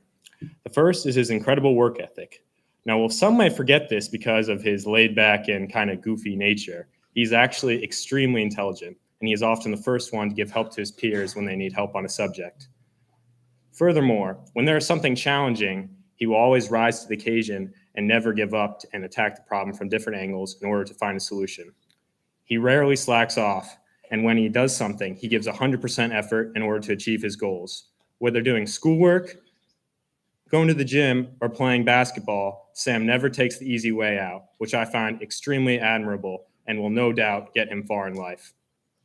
The second thing that I think is greatest about Sam is his charisma and approachability. Sam is by far one of the easiest people to talk to. as he always seems genuinely interested, and if you try to start a conversation, he will never blow you off. Additionally, he is one of the most fun and interesting people I know.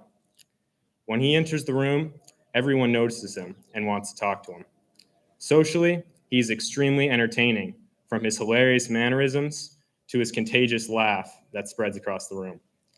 To tell you the truth, in my 5 years of knowing Sam, I have never met anyone that doesn't like this guy, and that speaks to his unmatched social skills and charismatic nature. Finally, the greatest thing about Sam is undoubtedly his heart. Sam is selfless and will go above and beyond to help his friends with no ulterior motive. He cares about everyone, not just his friends. In fact, he routinely will go and try and help people who might feel left out, feel a part of the group. Making other people feel happy clearly makes him happy. And if someone feels sad, he will always try and help them feel better. He is generally one of the most kind-hearted people I know, and the way he approaches life in such a positive way is nothing short of inspiring. And if there's anything I'm sure of in life, it's that this guy has got an amazing future ahead of him.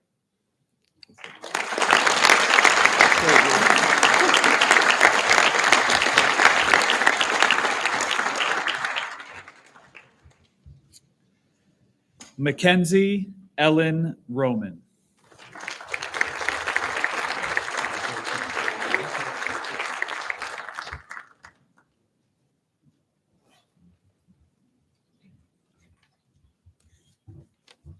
Good afternoon, everyone. First, I'd like to congratulate the entire Key School class of 2023. This is one of the best days of your lives, but also one of the toughest goodbyes. So let today soak in and enjoy all of the fun moments and celebrations that lie ahead for all of you. My name is Wendy. I'm better known to Mackenzie as T. I'd like to consider myself as the fun aunt. Oh no, Ken, you said you weren't going to cry. Now you're going to make me cry. I was extremely touched, and I was even a little emotional when Mackenzie asked me to speak on her behalf today. And I can't look at you, so I'm going to have to go this way. She could have chosen anyone, and yet here I am, the lucky one that gets to tell you all about my amazing niece. She's always been like a second daughter to me. It's graduation day, Ken's. It's a day that you've worked so hard to achieve, and I am incredibly proud of you. I always am. Your determination and drive to achieve greatness is beyond compare. It has been an absolute pleasure to watch Mackenzie grow from the small, cute little girl, well, she's still tiny, into an absolutely beautiful, inside and out young woman she's become. 18 years went by way too fast, but I have so many incredible memories of her growing up that will last me a lifetime. Seems like yesterday, Kenz, we were taking our girl trips. We went to Kenzie would always take us to the trapeze school in DC with my daughter. We went to the American Girl doll store for the new Girl of the Year. We'd have to convince her mom to always buy every accessory that went with that Girl of the Year. We'd have luau's spa birthday parties. We'd make gingerbread decorating contests during the holidays at my house. And recently, Kenzie even convinced me to take a tribe cycle class with her. This is where she works. So I thought, I can do this. It's just riding a bike, right, Kenz? Kenzie forgot to tell me it's the high intensity extreme version of bike riding. Needless to say, that didn't go so well for me. Trying to keep up with Ken's was hard, and I may or may not have been able to move after that class. But just spending time with Ken's is what I cherish the most. She makes everything so much fun. Kenzie went on to finding interest in sports like gymnastics and dance. She's incredibly talented, and I enjoyed watching her compete and perform because she always gives it 150% effort, which led to much of her success. Even in the toughest times during an injury, when she needed surgery on her elbow, Mackenzie always had a positive outlook. She continued to encourage everyone else around her and everyone on her team. This is one of the many qualities I love most about Mackenzie. She's everyone's biggest supporter. She puts everyone before herself. She is not only striving to be the best she can be, but she's always looking for the best in others. She's a hard worker, in and out of the classroom, a volunteer in her community, and a role model for everyone. So Kenz, as I watch you walk across the stage today, probably with a few tears of happiness in my eyes, I want to give you a few words of advice. Today marks the day you end an era and you begin a new one. Proud isn't a strong enough word to describe how I feel. I've cherished our bond, and I want you to know that you're a piece of my heart walking around this big, huge world. I believe in you, and I know you will go on to do many things in life. But life is short, so dream big and chase those dreams. Create goals, take risks. Stay focused and work hard, making many lasting friendships and lots of fun memories along the way. Be confident, stay true to yourself, but most of all, be you. You are amazing, and the whole world needs to see that. Don't forget about your family and your friends, most of all me. We'll always be here for you. Call us, text us, respond to those texts, and FaceTime us. As this chapter closes, know that you've made us all proud. Happy graduation day, my little best friend. You are your mom and dad's greatest accomplishment, and I love you, Kenz.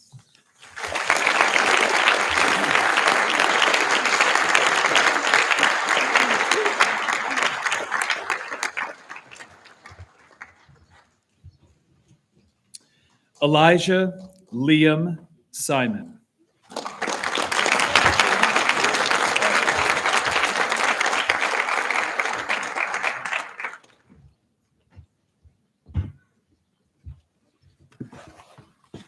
I must say, speaking for three is a little hard for me as a Spanish-speaking person, but I love you all my students, and those who have been in study hall, and all the torture I have given you. I love you. So I first met Eli while tutoring him when he was studying with Senor H in 9th grade. It is blurry, but at the same year, I think we were doing a lot of Zoom. I was helping him to memorize orals and practice conversation. And Eli always arrived enthusiastic and ready to learn. He was willing to work hard and did it consistently. It really was a pleasure to work with him. Eventually, he sat in my classroom the year after in the language and literature course and became interested in the Hispanic culture. He began to come to my after-school program to tutor immigrant children week after week. Summer came and he joined our summer camp. Eli has immense patience and children were very attached to him. And he spoke their language, and not Spanish, but Pokemon and soccer. Now I have to spend a lot of money because all the piñatas have to have a lot of Pokemon cards. Thank you, Eli, for being such a good role model and for teaching them. You have become an honorary Hispanic at our program. At Key, Eli also shared more of his talents. I proctored the Key Investors activity and was pleasantly surprised to watch Eli in action. He's a whiz in business and the stock market, and such a multitasker. I was always in awe of his knowledge of companies and trading ideas, and he was a great contributor to the group while sneaking to play his video games on the phone. In sports, Eli has played goalie at Key for many years, winning the JV championship. And Boy tells me, quote, he used his mathematical abilities to maximize his performances, utilizing angles to limit the opponent's chances. And I'm sure one of Eli's fondest and proudest memories of this year is when his advisor, the upper school, won cornhole. Eli Simon, the people's champion. Eli also delighted us several times with jazz ensemble with John Stark. And I must say, some of you say you were second choice and you cannot beat him. He passed away, but it was really John who should be here speaking for you. And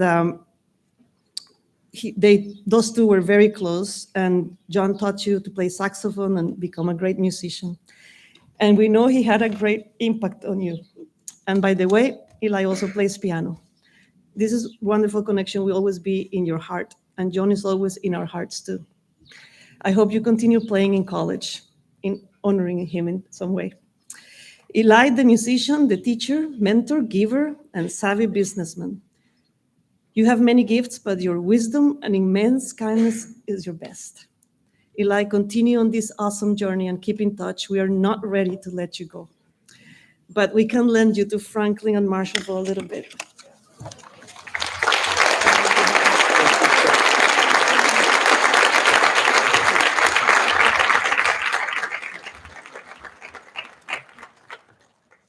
Alexander Paul Smith.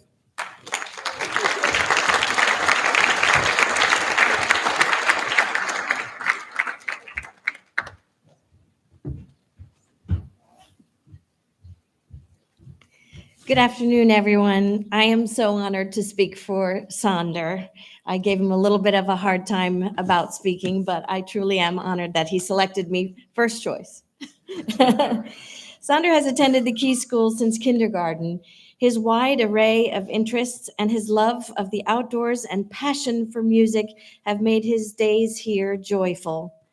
Like many Key School students, Sonder never wanted to miss a day of school, and he was so engaged by what he learned that he could regale us at dinner almost every evening in great detail about new adventures and new learning. And most days, when he was a little guy and I came to pick him up at school, I received nice compliments about his behavior, projects, and the like. And that is why in the 5th grade, when I received a call in the middle of the afternoon from his teacher, Mrs. Zanger, I was a little worried. She said, "Don't worry, Sonder is fine, but it's you I wanted to speak to." And now I was thinking, oh dear, what did Sonder do? What did I do?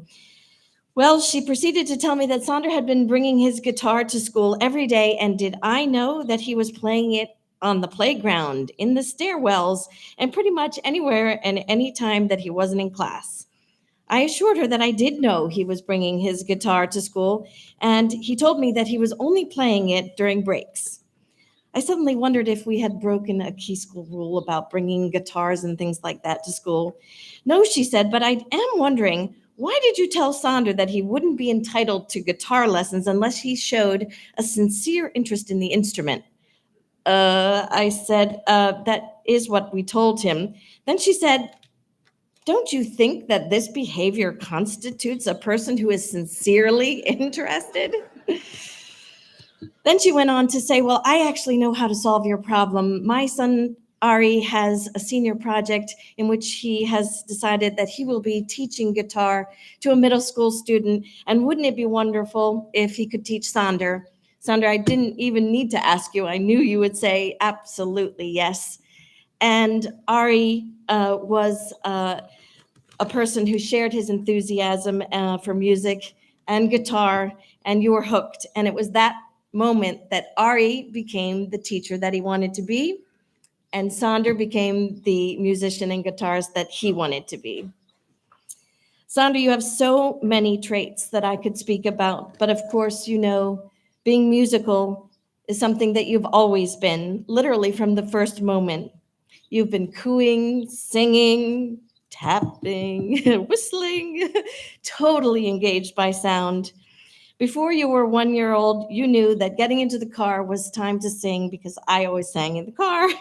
And you'll not like it that I say this, but Sonder always sang a little song as I buckled him into the car, which our family says a lot, which is in the car, in the car, in the car, in the car, in the car, in the car. Sonder, you heard and have repeated phrases and snippets of sound and music that pleased you. As I said, singing, humming, tapping, and whistling again and again and again until we screamed, Sonder, stop! In the years that have followed your lessons with Ari, you've played at several public and private venues, and you've scarcely spent a day without your guitar in hand.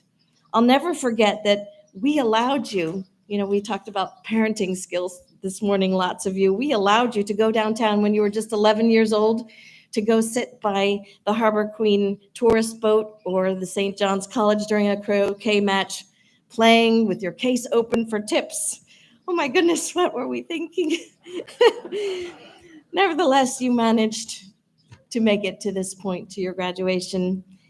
The soundtrack of our life together has included hours and hours of music in all genres and artists such as Jack Johnson, John Mayer, which probably all your friends know is one of your favorites, Nora Jones, the Lumineers, Eric Clapton, Tyler Childers, and surprisingly a few from my era like Bob Dylan and Jackson Brown. And you were always willing to take requests for Sophie's friends who came over to the house and wanted to have Taylor Swift, who we heard about today, played. I will never forget, of course, our bedtime tuck-in sessions with your ukulele and the daily ukulele songbook, and sitting on the front porch singing, which became, I suppose, a kind of neighborhood concert, plus my singing along with you to just about every song that has come from your soul to your hands, in our kitchen, on the couch, in the car, in a hammock, in front of the TV or internet, well, just about every place, except, I hope, not in the bathroom. As you know, we have all enjoyed your playing. However, we will not miss your middle of the night playing. Sonder has been known to get up in the middle of the night in the dark and just try something out that he was thinking about. We do, however, pity your roommate next year and your hallmates who may have to listen. Lucky for them, at least he's a very good player and a very good musician. And we will get some quiet, although I have to say that is very bittersweet. Sonder, in addition to our shared love of music and singing, we have also shared a love of learning new languages. So when you told us that you wanted to right a wrong and finally learn Dutch as your senior project, Pop and I were excited for you. Well, actually, we were a little bummed. As some of you may know, Sonder is a dual citizen with the Netherlands and the US. But despite having 2 passports, up until now, he hasn't been able to speak Dutch or understand it, which was wonderful for his dad and me, as we were able to speak about him in front of him, saying, oh gosh, we need to get braces for him. Oh dear, look at his haircut. Or something nicer like, oh, that's a great idea of something we should buy you for your birthday. Well, that is until a few weeks ago. No more can we talk about Sonder in front of him. He put his whole self into learning Dutch over his senior project. And as recently as last week, he was able to walk around town for a whole hour speaking Dutch with his father. And we've been able to text back and forth, he and I, in Dutch. And it's really exciting. Another thing you put your mind to. And just like music, you can't stop. While being a regular American boy, you have embraced your Dutch heritage and appreciated the richness of diverse cultures. It's a part of your nature that you have a sincere passion for learning about and meeting new people and experiencing different things, immersing yourself in foreign languages and accents. Lucky for you, today, all 4 of your grandparents are here to celebrate you. They have provided you with wonderful places to explore and experiences to gain. Special family times in Maine and New York City, visits to your Dutch grandparents who were living in Tanzania and Holland, and other exciting family trips have ignited in you a love for travel that have taken you to far-flung corners of the world, immersing yourself in new languages or just adopting new accents and observing and appreciating new customs and traditions. This behavior reflects your genuine curiosity about the world. But when Pop and I brought you to meet our friends and explore Egypt, where we'd lived before you were born, that opened a true passion for you about the Middle East and the Arabic language. And thanks to Ustada Shireen, that has been further enhanced to include real Arabic words. We were getting a little tired of your pretend Arabic, another sound category that you liked so much, the sound of Arabic. We're pretty sure that when you grow up, one of your first adult purchases will be a car. You've always loved cars, and you got that from your father and from your grandfather, Ed. It started with your large collection of Matchbox cars from your father's growing up, and others which were serendipitously donated to our family. But it isn't just toy cars you love, although your friends gathered together and bought you a remote control car very recently. It's all the cars that you watch on the weekend mornings as you and your dad cheer on your compatriot Max Verstappen during that noisy Formula One. Arguably, your best car memories, though, must include your first driving lessons with driver Ed also known as Grandpa or G-Pa, in Betty Sue, his manual gear, pale yellow, 1957 Chevy convertible, or the visits that you and he made to the Seal Cove Auto Museum to inspect every little detail of those beautifully restored old cars. Sonder, being a person who is so deeply grounded in and by your family, it's with great joy that we also recognize your decision to continue our family tradition of attending Bucknell, Ray Bucknell. It will be the perfect place for you to explore your many passions and to thrive. In conclusion, my love, you're not just a high school graduate today, you are a living, breathing orchestra of talents. May your journey through life be filled with harmonious melodies, breathtaking landscapes, and countless unforgettable moments. We are so proud of you and all that you have achieved. Congratulations to you and your entire class.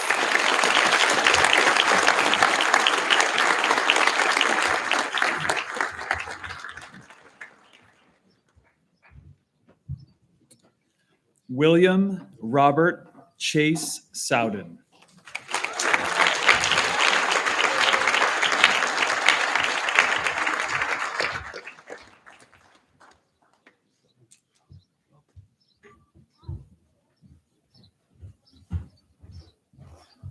Hello, I'm Sophia and I'm Will's older sister. First, I'll congratulate you on your excellent taste in speakers. And I want to mention that Mac is up here for moral support, but also to take over if I start crying, which may happen. Mac has also informed me that this is my audition for next year, so I'm praying it goes well. But I can confidently say that 19 years ago, around this time, I was not complaining that my baby brother was on the way. Something in me knew that I would be gaining a friend for life. Our family of 3 was growing to 4, and there was not a trace of fear in my mind. The day you came home from the hospital, sorry, Mackie, was the best day of my life. Mom walks in the door holding you, and all I could do was put my arms out and demand that she give him to me. Even though I knew before we met that you would be my best friend, that initial meeting washed any doubt out of my mind. Since I've had the pleasure of growing up with you, I'm so thrilled that after all the years of school-related struggles and successes, we're finally here, Will. As your favorite sister, I'm honored to stand up here and share with everyone why you're one of my favorite brothers. Whether you're snowboarding, boating, skateboarding, walking the gang of dogs we've accumulated, or going out for hikes, you are one of the most active people I know. You're constantly trying new things, which I seriously admire about you. Any challenge you come across is met with a level-headed, confident, let me try. I still remember when you taught yourself how to backflip in the backyard of our childhood home, to which I'm positive I responded with a million be carefuls and I'm telling moms.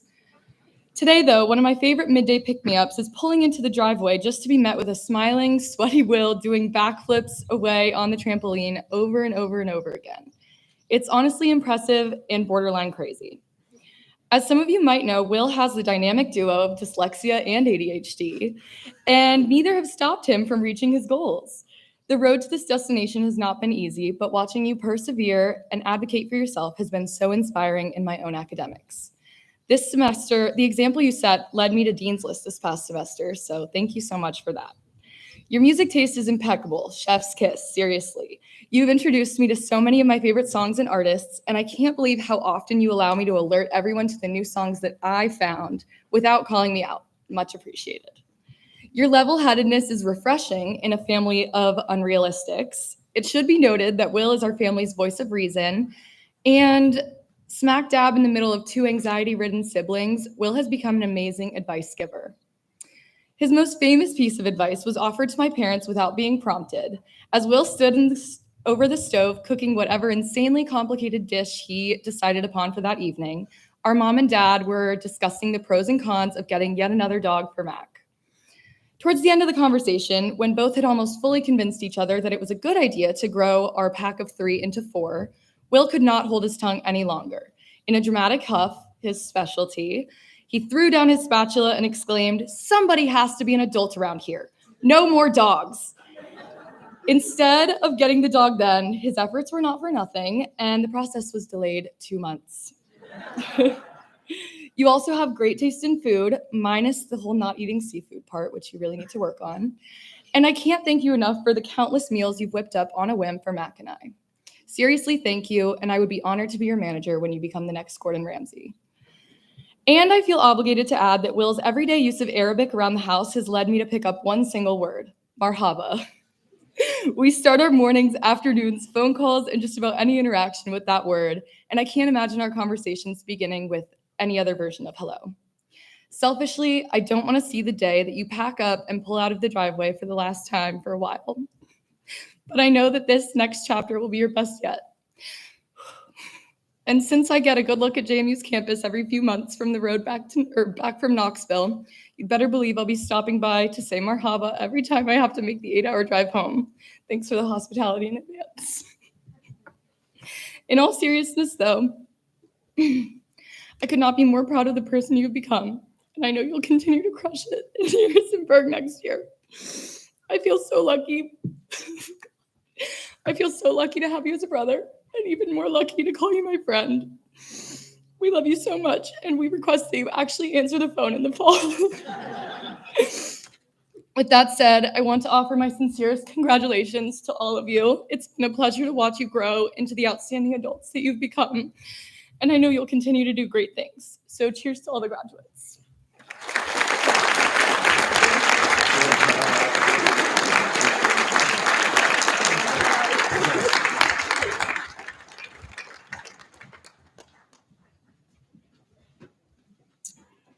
Campbell Leal Stewart.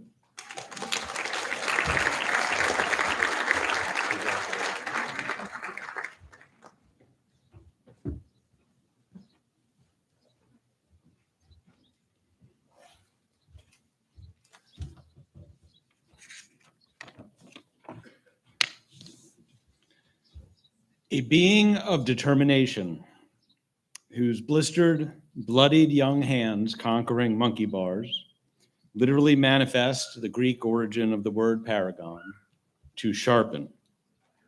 A sharpness extending to mind and quick, audacious humor, a repository of one-liners, most effectively deployed to deepen expressions of care and loyalty to friends. Her competitive soul proffers warning to all. In youth, tricycle racers might know her wrath. In dilapidation, broken front door locks might find themselves entirely disassembled. In confrontation, those with less patience might find themselves quietly put to shame.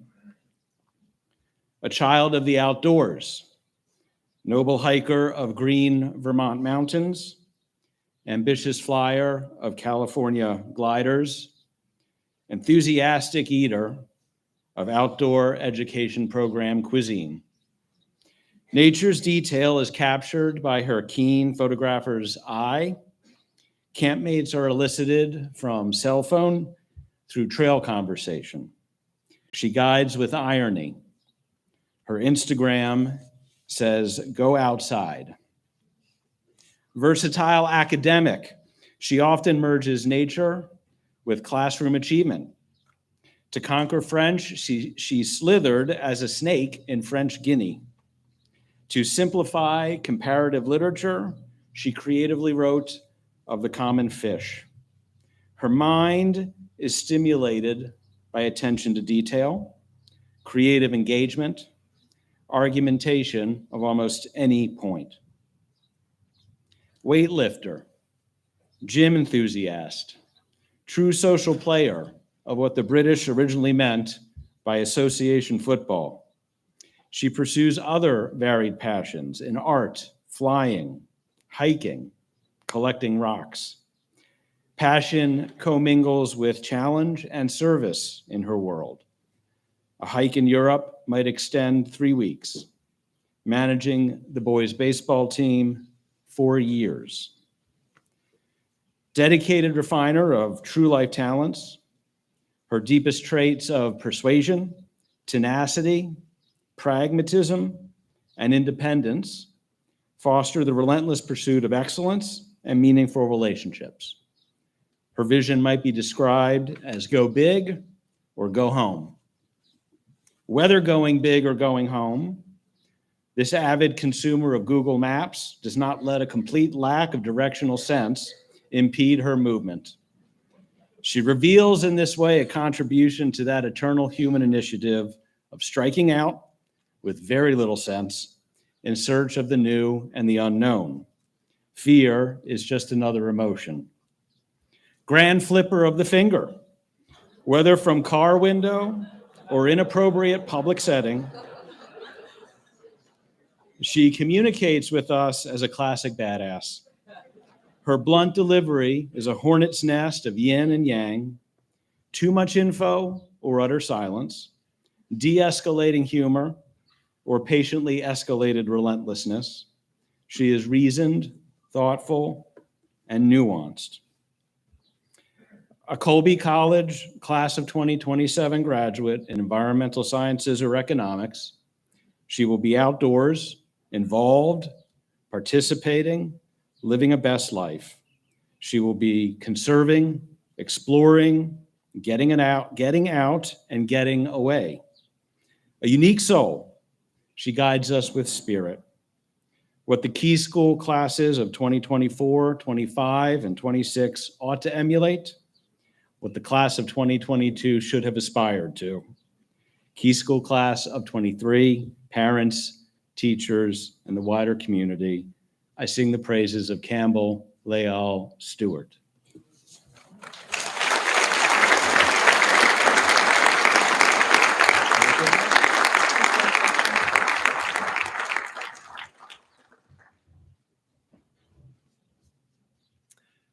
Camille Alexandria Watkins.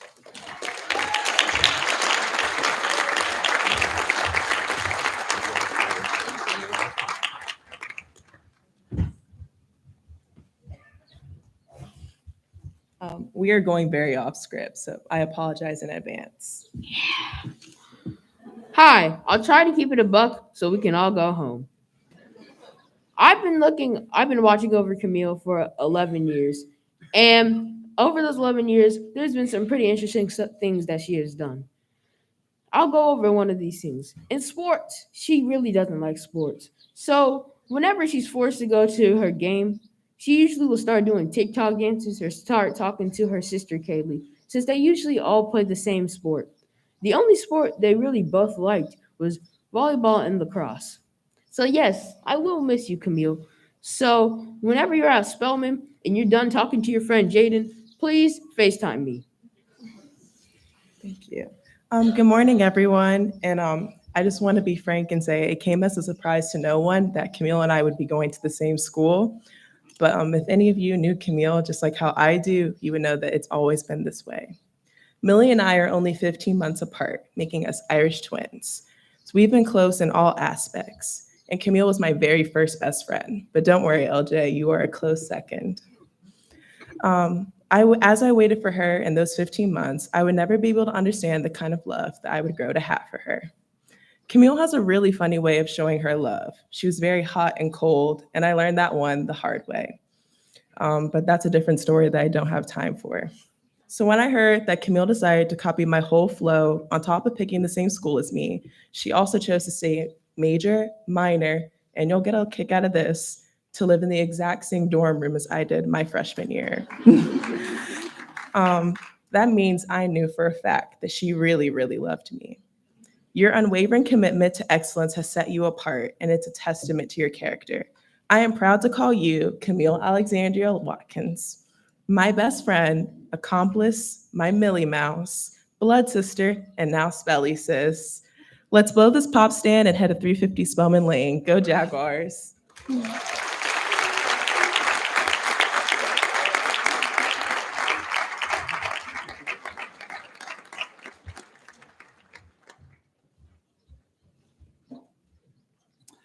Jack Ross Weinstein.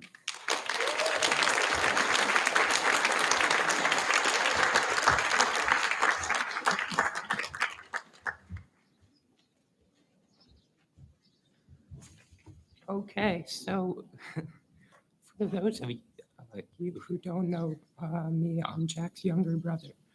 For First, I'd like to thank him for giving me the opportunity to speak here on his behalf, which I'm glad was entirely well-intentioned, not at all related to the distress that public speaking causes me.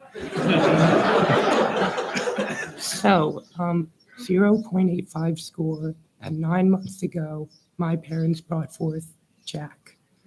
Had I been alive, I would have felt a little underwhelmed, to be honest.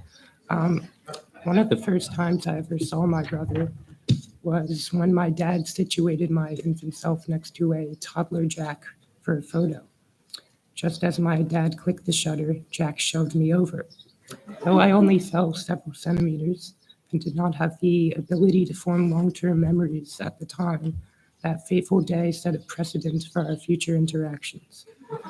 So time went on, with Jack fulfilling the part of disaffected older sibling and myself ever eager to be the annoying little brother, until one day I had a horrific realization. I kind of liked him. And Jack isn't admonishing me, he's actually pleasant to be around. More importantly, he helps me with my math homework.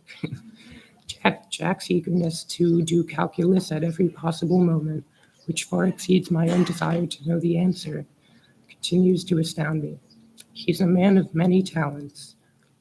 Babka Baker, Larry David, enthusiast, and haiku artist alike.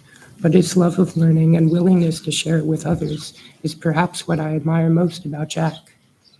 Around 5 years ago, my family was on vacation, and there was a chess set at our hotel. I had never played chess before, but Jack, ever the dutiful teacher, decided to instruct me.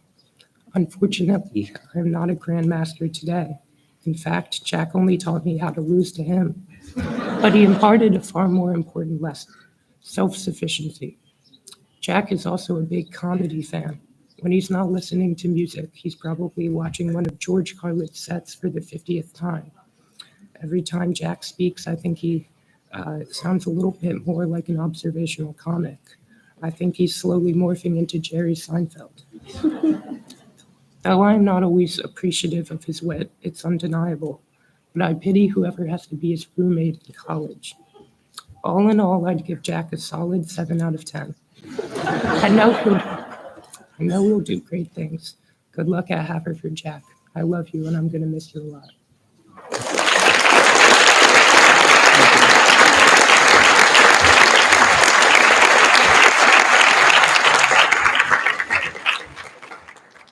Morgan Kenzie Wilby.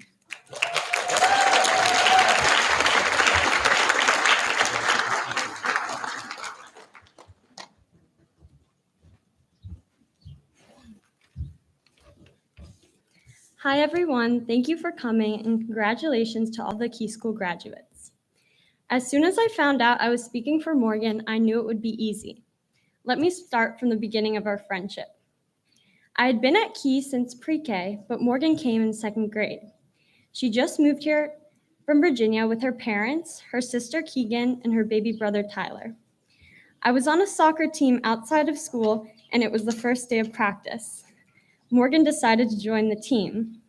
When I saw Morgan walking towards the field, I yelled, "Look, everyone, it's the new girl." Very welcoming. I know for a fact it embarrassed her, but I didn't care. We had our first playdate at my house a few days later. I was mesmerized by her hula hooping skills. She laughed with me as I tried to mimic her talent. There are way too many memories I could share, which would probably take up this entire graduation, but let me tell you some of the clearest ones. The moment I knew Morgan was my best friend was when I fell off her scooter in her roundabout driveway. She took me to the couch, brought me an ice pack, gave me her iPad, and made me a snack, even though she didn't know me that well. Morgan is in fact the kindest person I know, even though she would never admit it, which shows her humbleness. From that moment on, we grew up together, not only as friends, but like sisters.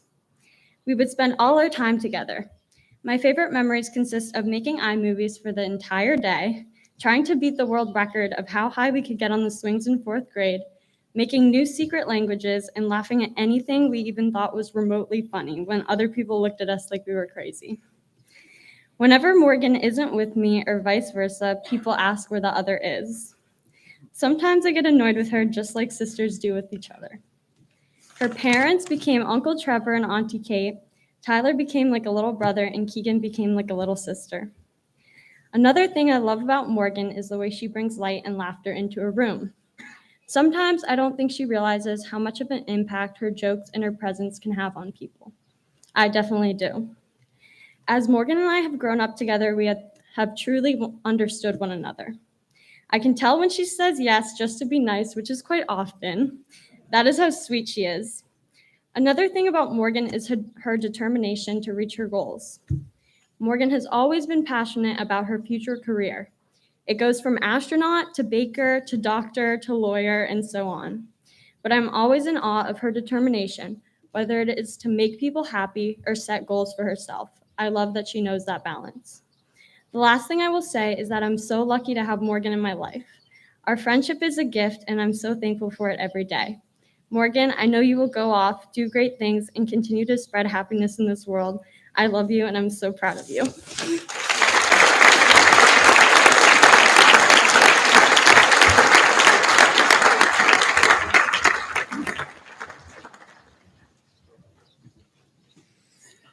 Grace Catherine Wright.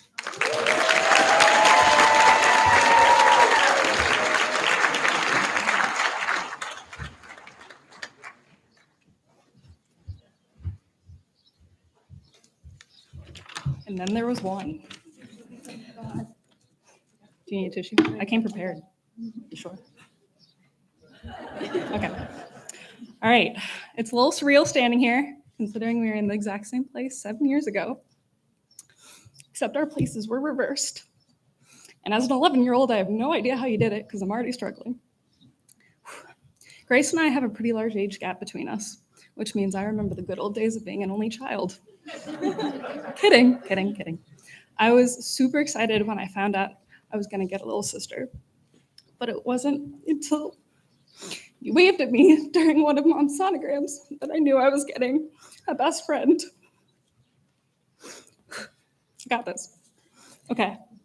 When Grace burst into this world, I'm pretty sure the acoustic noise floor of Annapolis raised just a little bit. This child was so loud. It was either screaming or asleep with no in between. As she got older and learned how to use words, she became a ball of pure, unbridled energy. We could have stuck a couple electrodes on her and powered our whole house. Our parents knew we had to get that energy focused on something productive instead of just bouncing off the walls, literally. We went through a number of different sports, tried horseback riding first because I rode. That was too slow. She wanted to skip straight to jumping fences. We tried ballet, too boring. We tried ice skating, but that too became another discarded sport. And then we enrolled her in gymnastics. It was no surprise that that was going to be the winner. At 5 years old, she would literally scale up the walls of our house, leaving footprints at eye level, showing off her flexibility and strength. Grace eventually joined the acrobatics team, and through her dedication and hard work, she was selected to represent USA Gymnastics acrobatics team. She competed around the world, including Portugal, Switzerland, the UK, and Azerbaijan, so she's basically famous.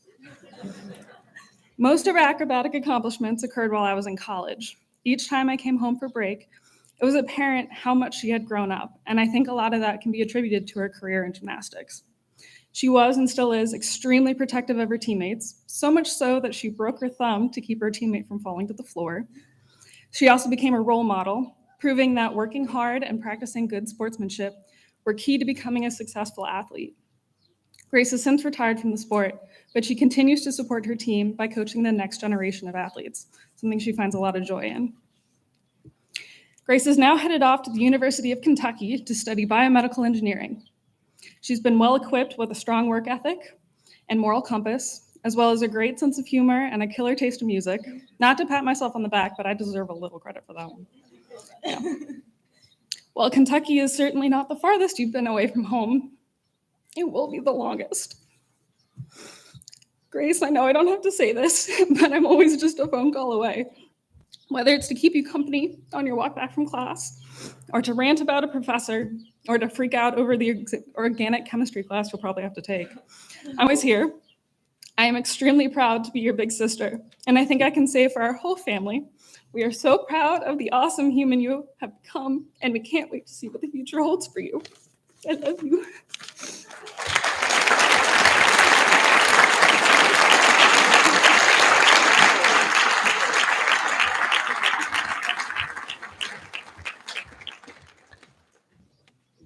So get wild. Come on. Big applause for this class of 2023.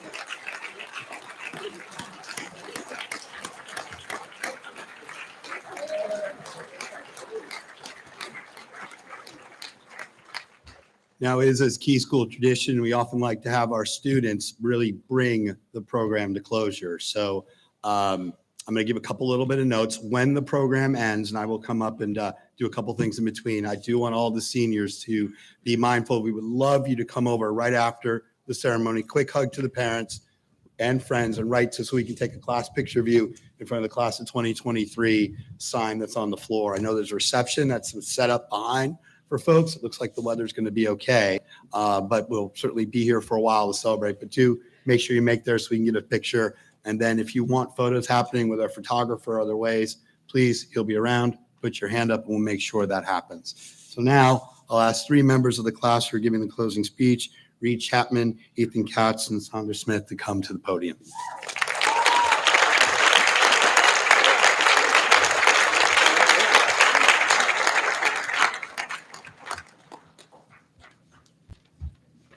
So we've all been sitting for an outrageously long amount of time, so we'll keep it short. But I came to Key School in March of 7th grade, and while this is a very odd and challenging time to transition to a new school, Key made it easy. I remember after my shadow day feeling a sense of at home. When I arrived on campus to start, I was immediately embraced by faculty and students alike, showing me the unique quality of connection that the Key community offers. And I think this is what I remember most from my time at Key, the incredible relationships with each and every person here. We've had the opportunity to find best friends, mentors, teammates, and so much more. Each one of these relationships has had a unique impact on our lives and has taught us invaluable lessons that we will carry with us into the future. As we stand here today, ready to embark on new adventures and pursue our dreams, let us not forget the valuable lessons we have learned. Key has taught us not just how to excel academically, but also how to think critically, communicate effectively, and embrace diversity. It has instilled in us the importance of compassion, empathy, and community service. But also remember that at the school, each of these skills are just one part of our life. As we look ahead to college, we know that our reason for attending is to complete another stage of education.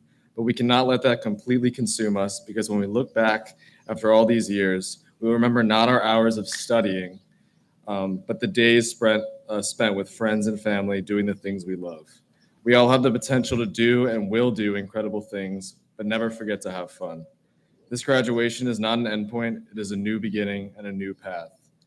As we each take our own steps and wear down the path that lies ahead of us, we are armed with the knowledge and skills we have gained at Key School. No matter where your path takes you, always remember the path before, and in the time ahead, you have the power to make a difference.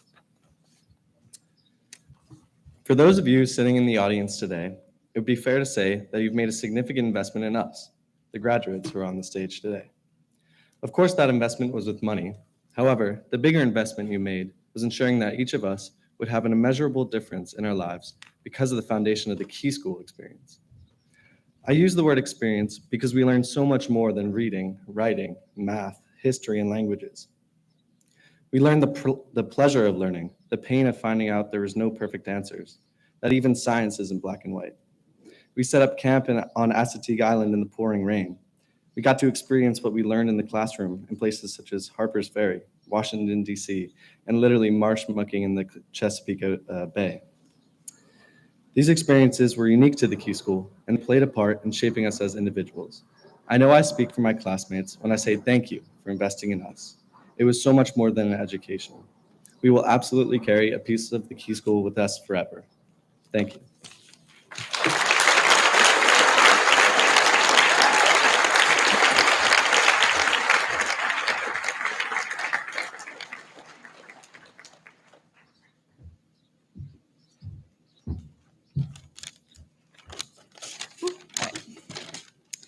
Key is a unique school and has been home to all of us, anywhere from just a few years to 15 for some.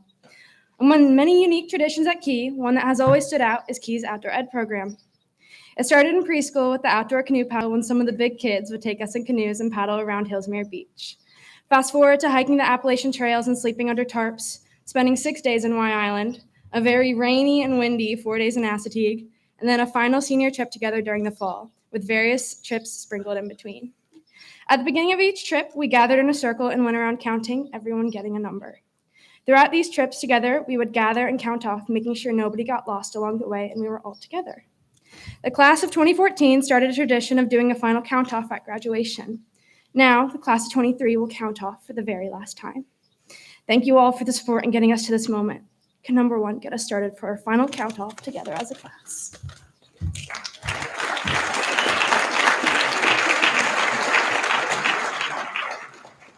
One, 2, 3, 4, 5, 6, 7, 8, 9, 10, 11, 12, 13, 14, 15, 16, 17, 18, 19, 20, 21, 22, 23, 24, 25, 26, 27, 28, 29, 30, 31, 32, 33, 34, 35, 36, 37, 38, 39, 40, 41, 43.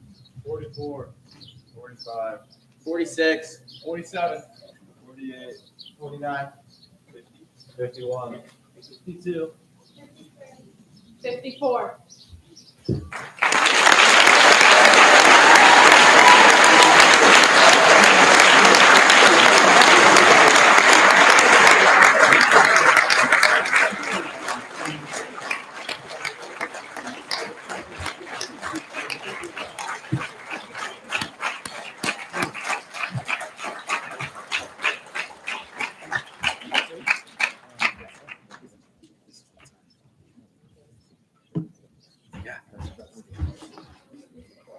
We just need to give Ava and Liam one moment to plug in the amp, and then they're going to sing a closing song.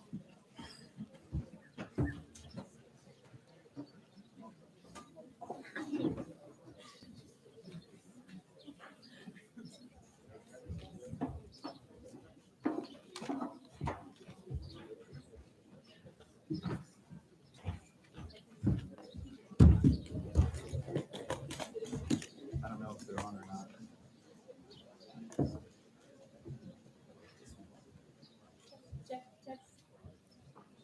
Is Les there? Oh.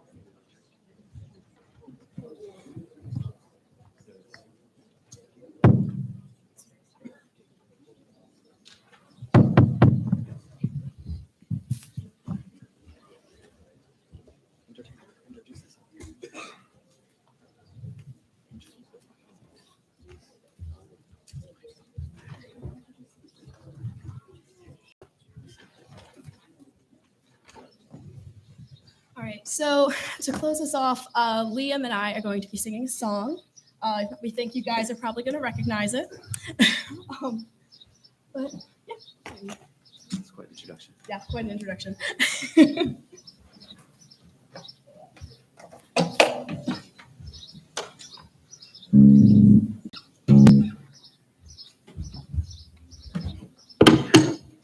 Okay, I'm just gonna tune this. But this was, as it was referred to earlier to me, the graduation Green Day song. Good riddance, time of your life. When Ava suggested this to me, she also suggested we didn't say the name, but here we are.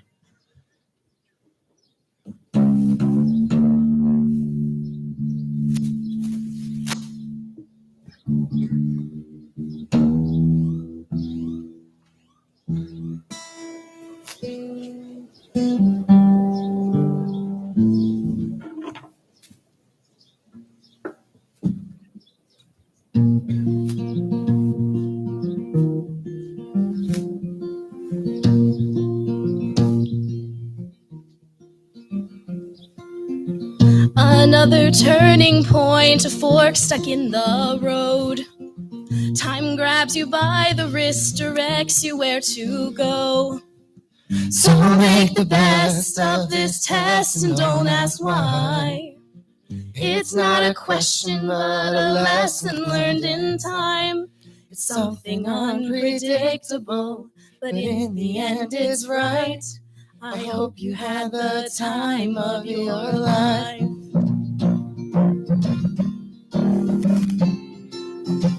So take the photographs and still frames in your mind. Hang it on a shelf in good health and good time. Tattoos of memories and dead skin on trial. For what it's worth, it was worth all the while. It's something unpredictable, but in the end it's right. I hope you had the time of your life.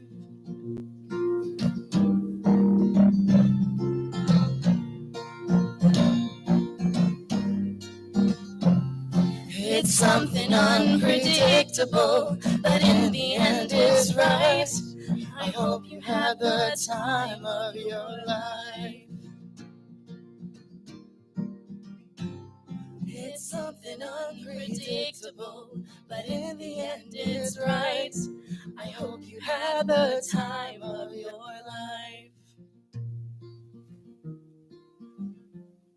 It's something unpredictable, but in the end it's right. I hope you had the time of your life.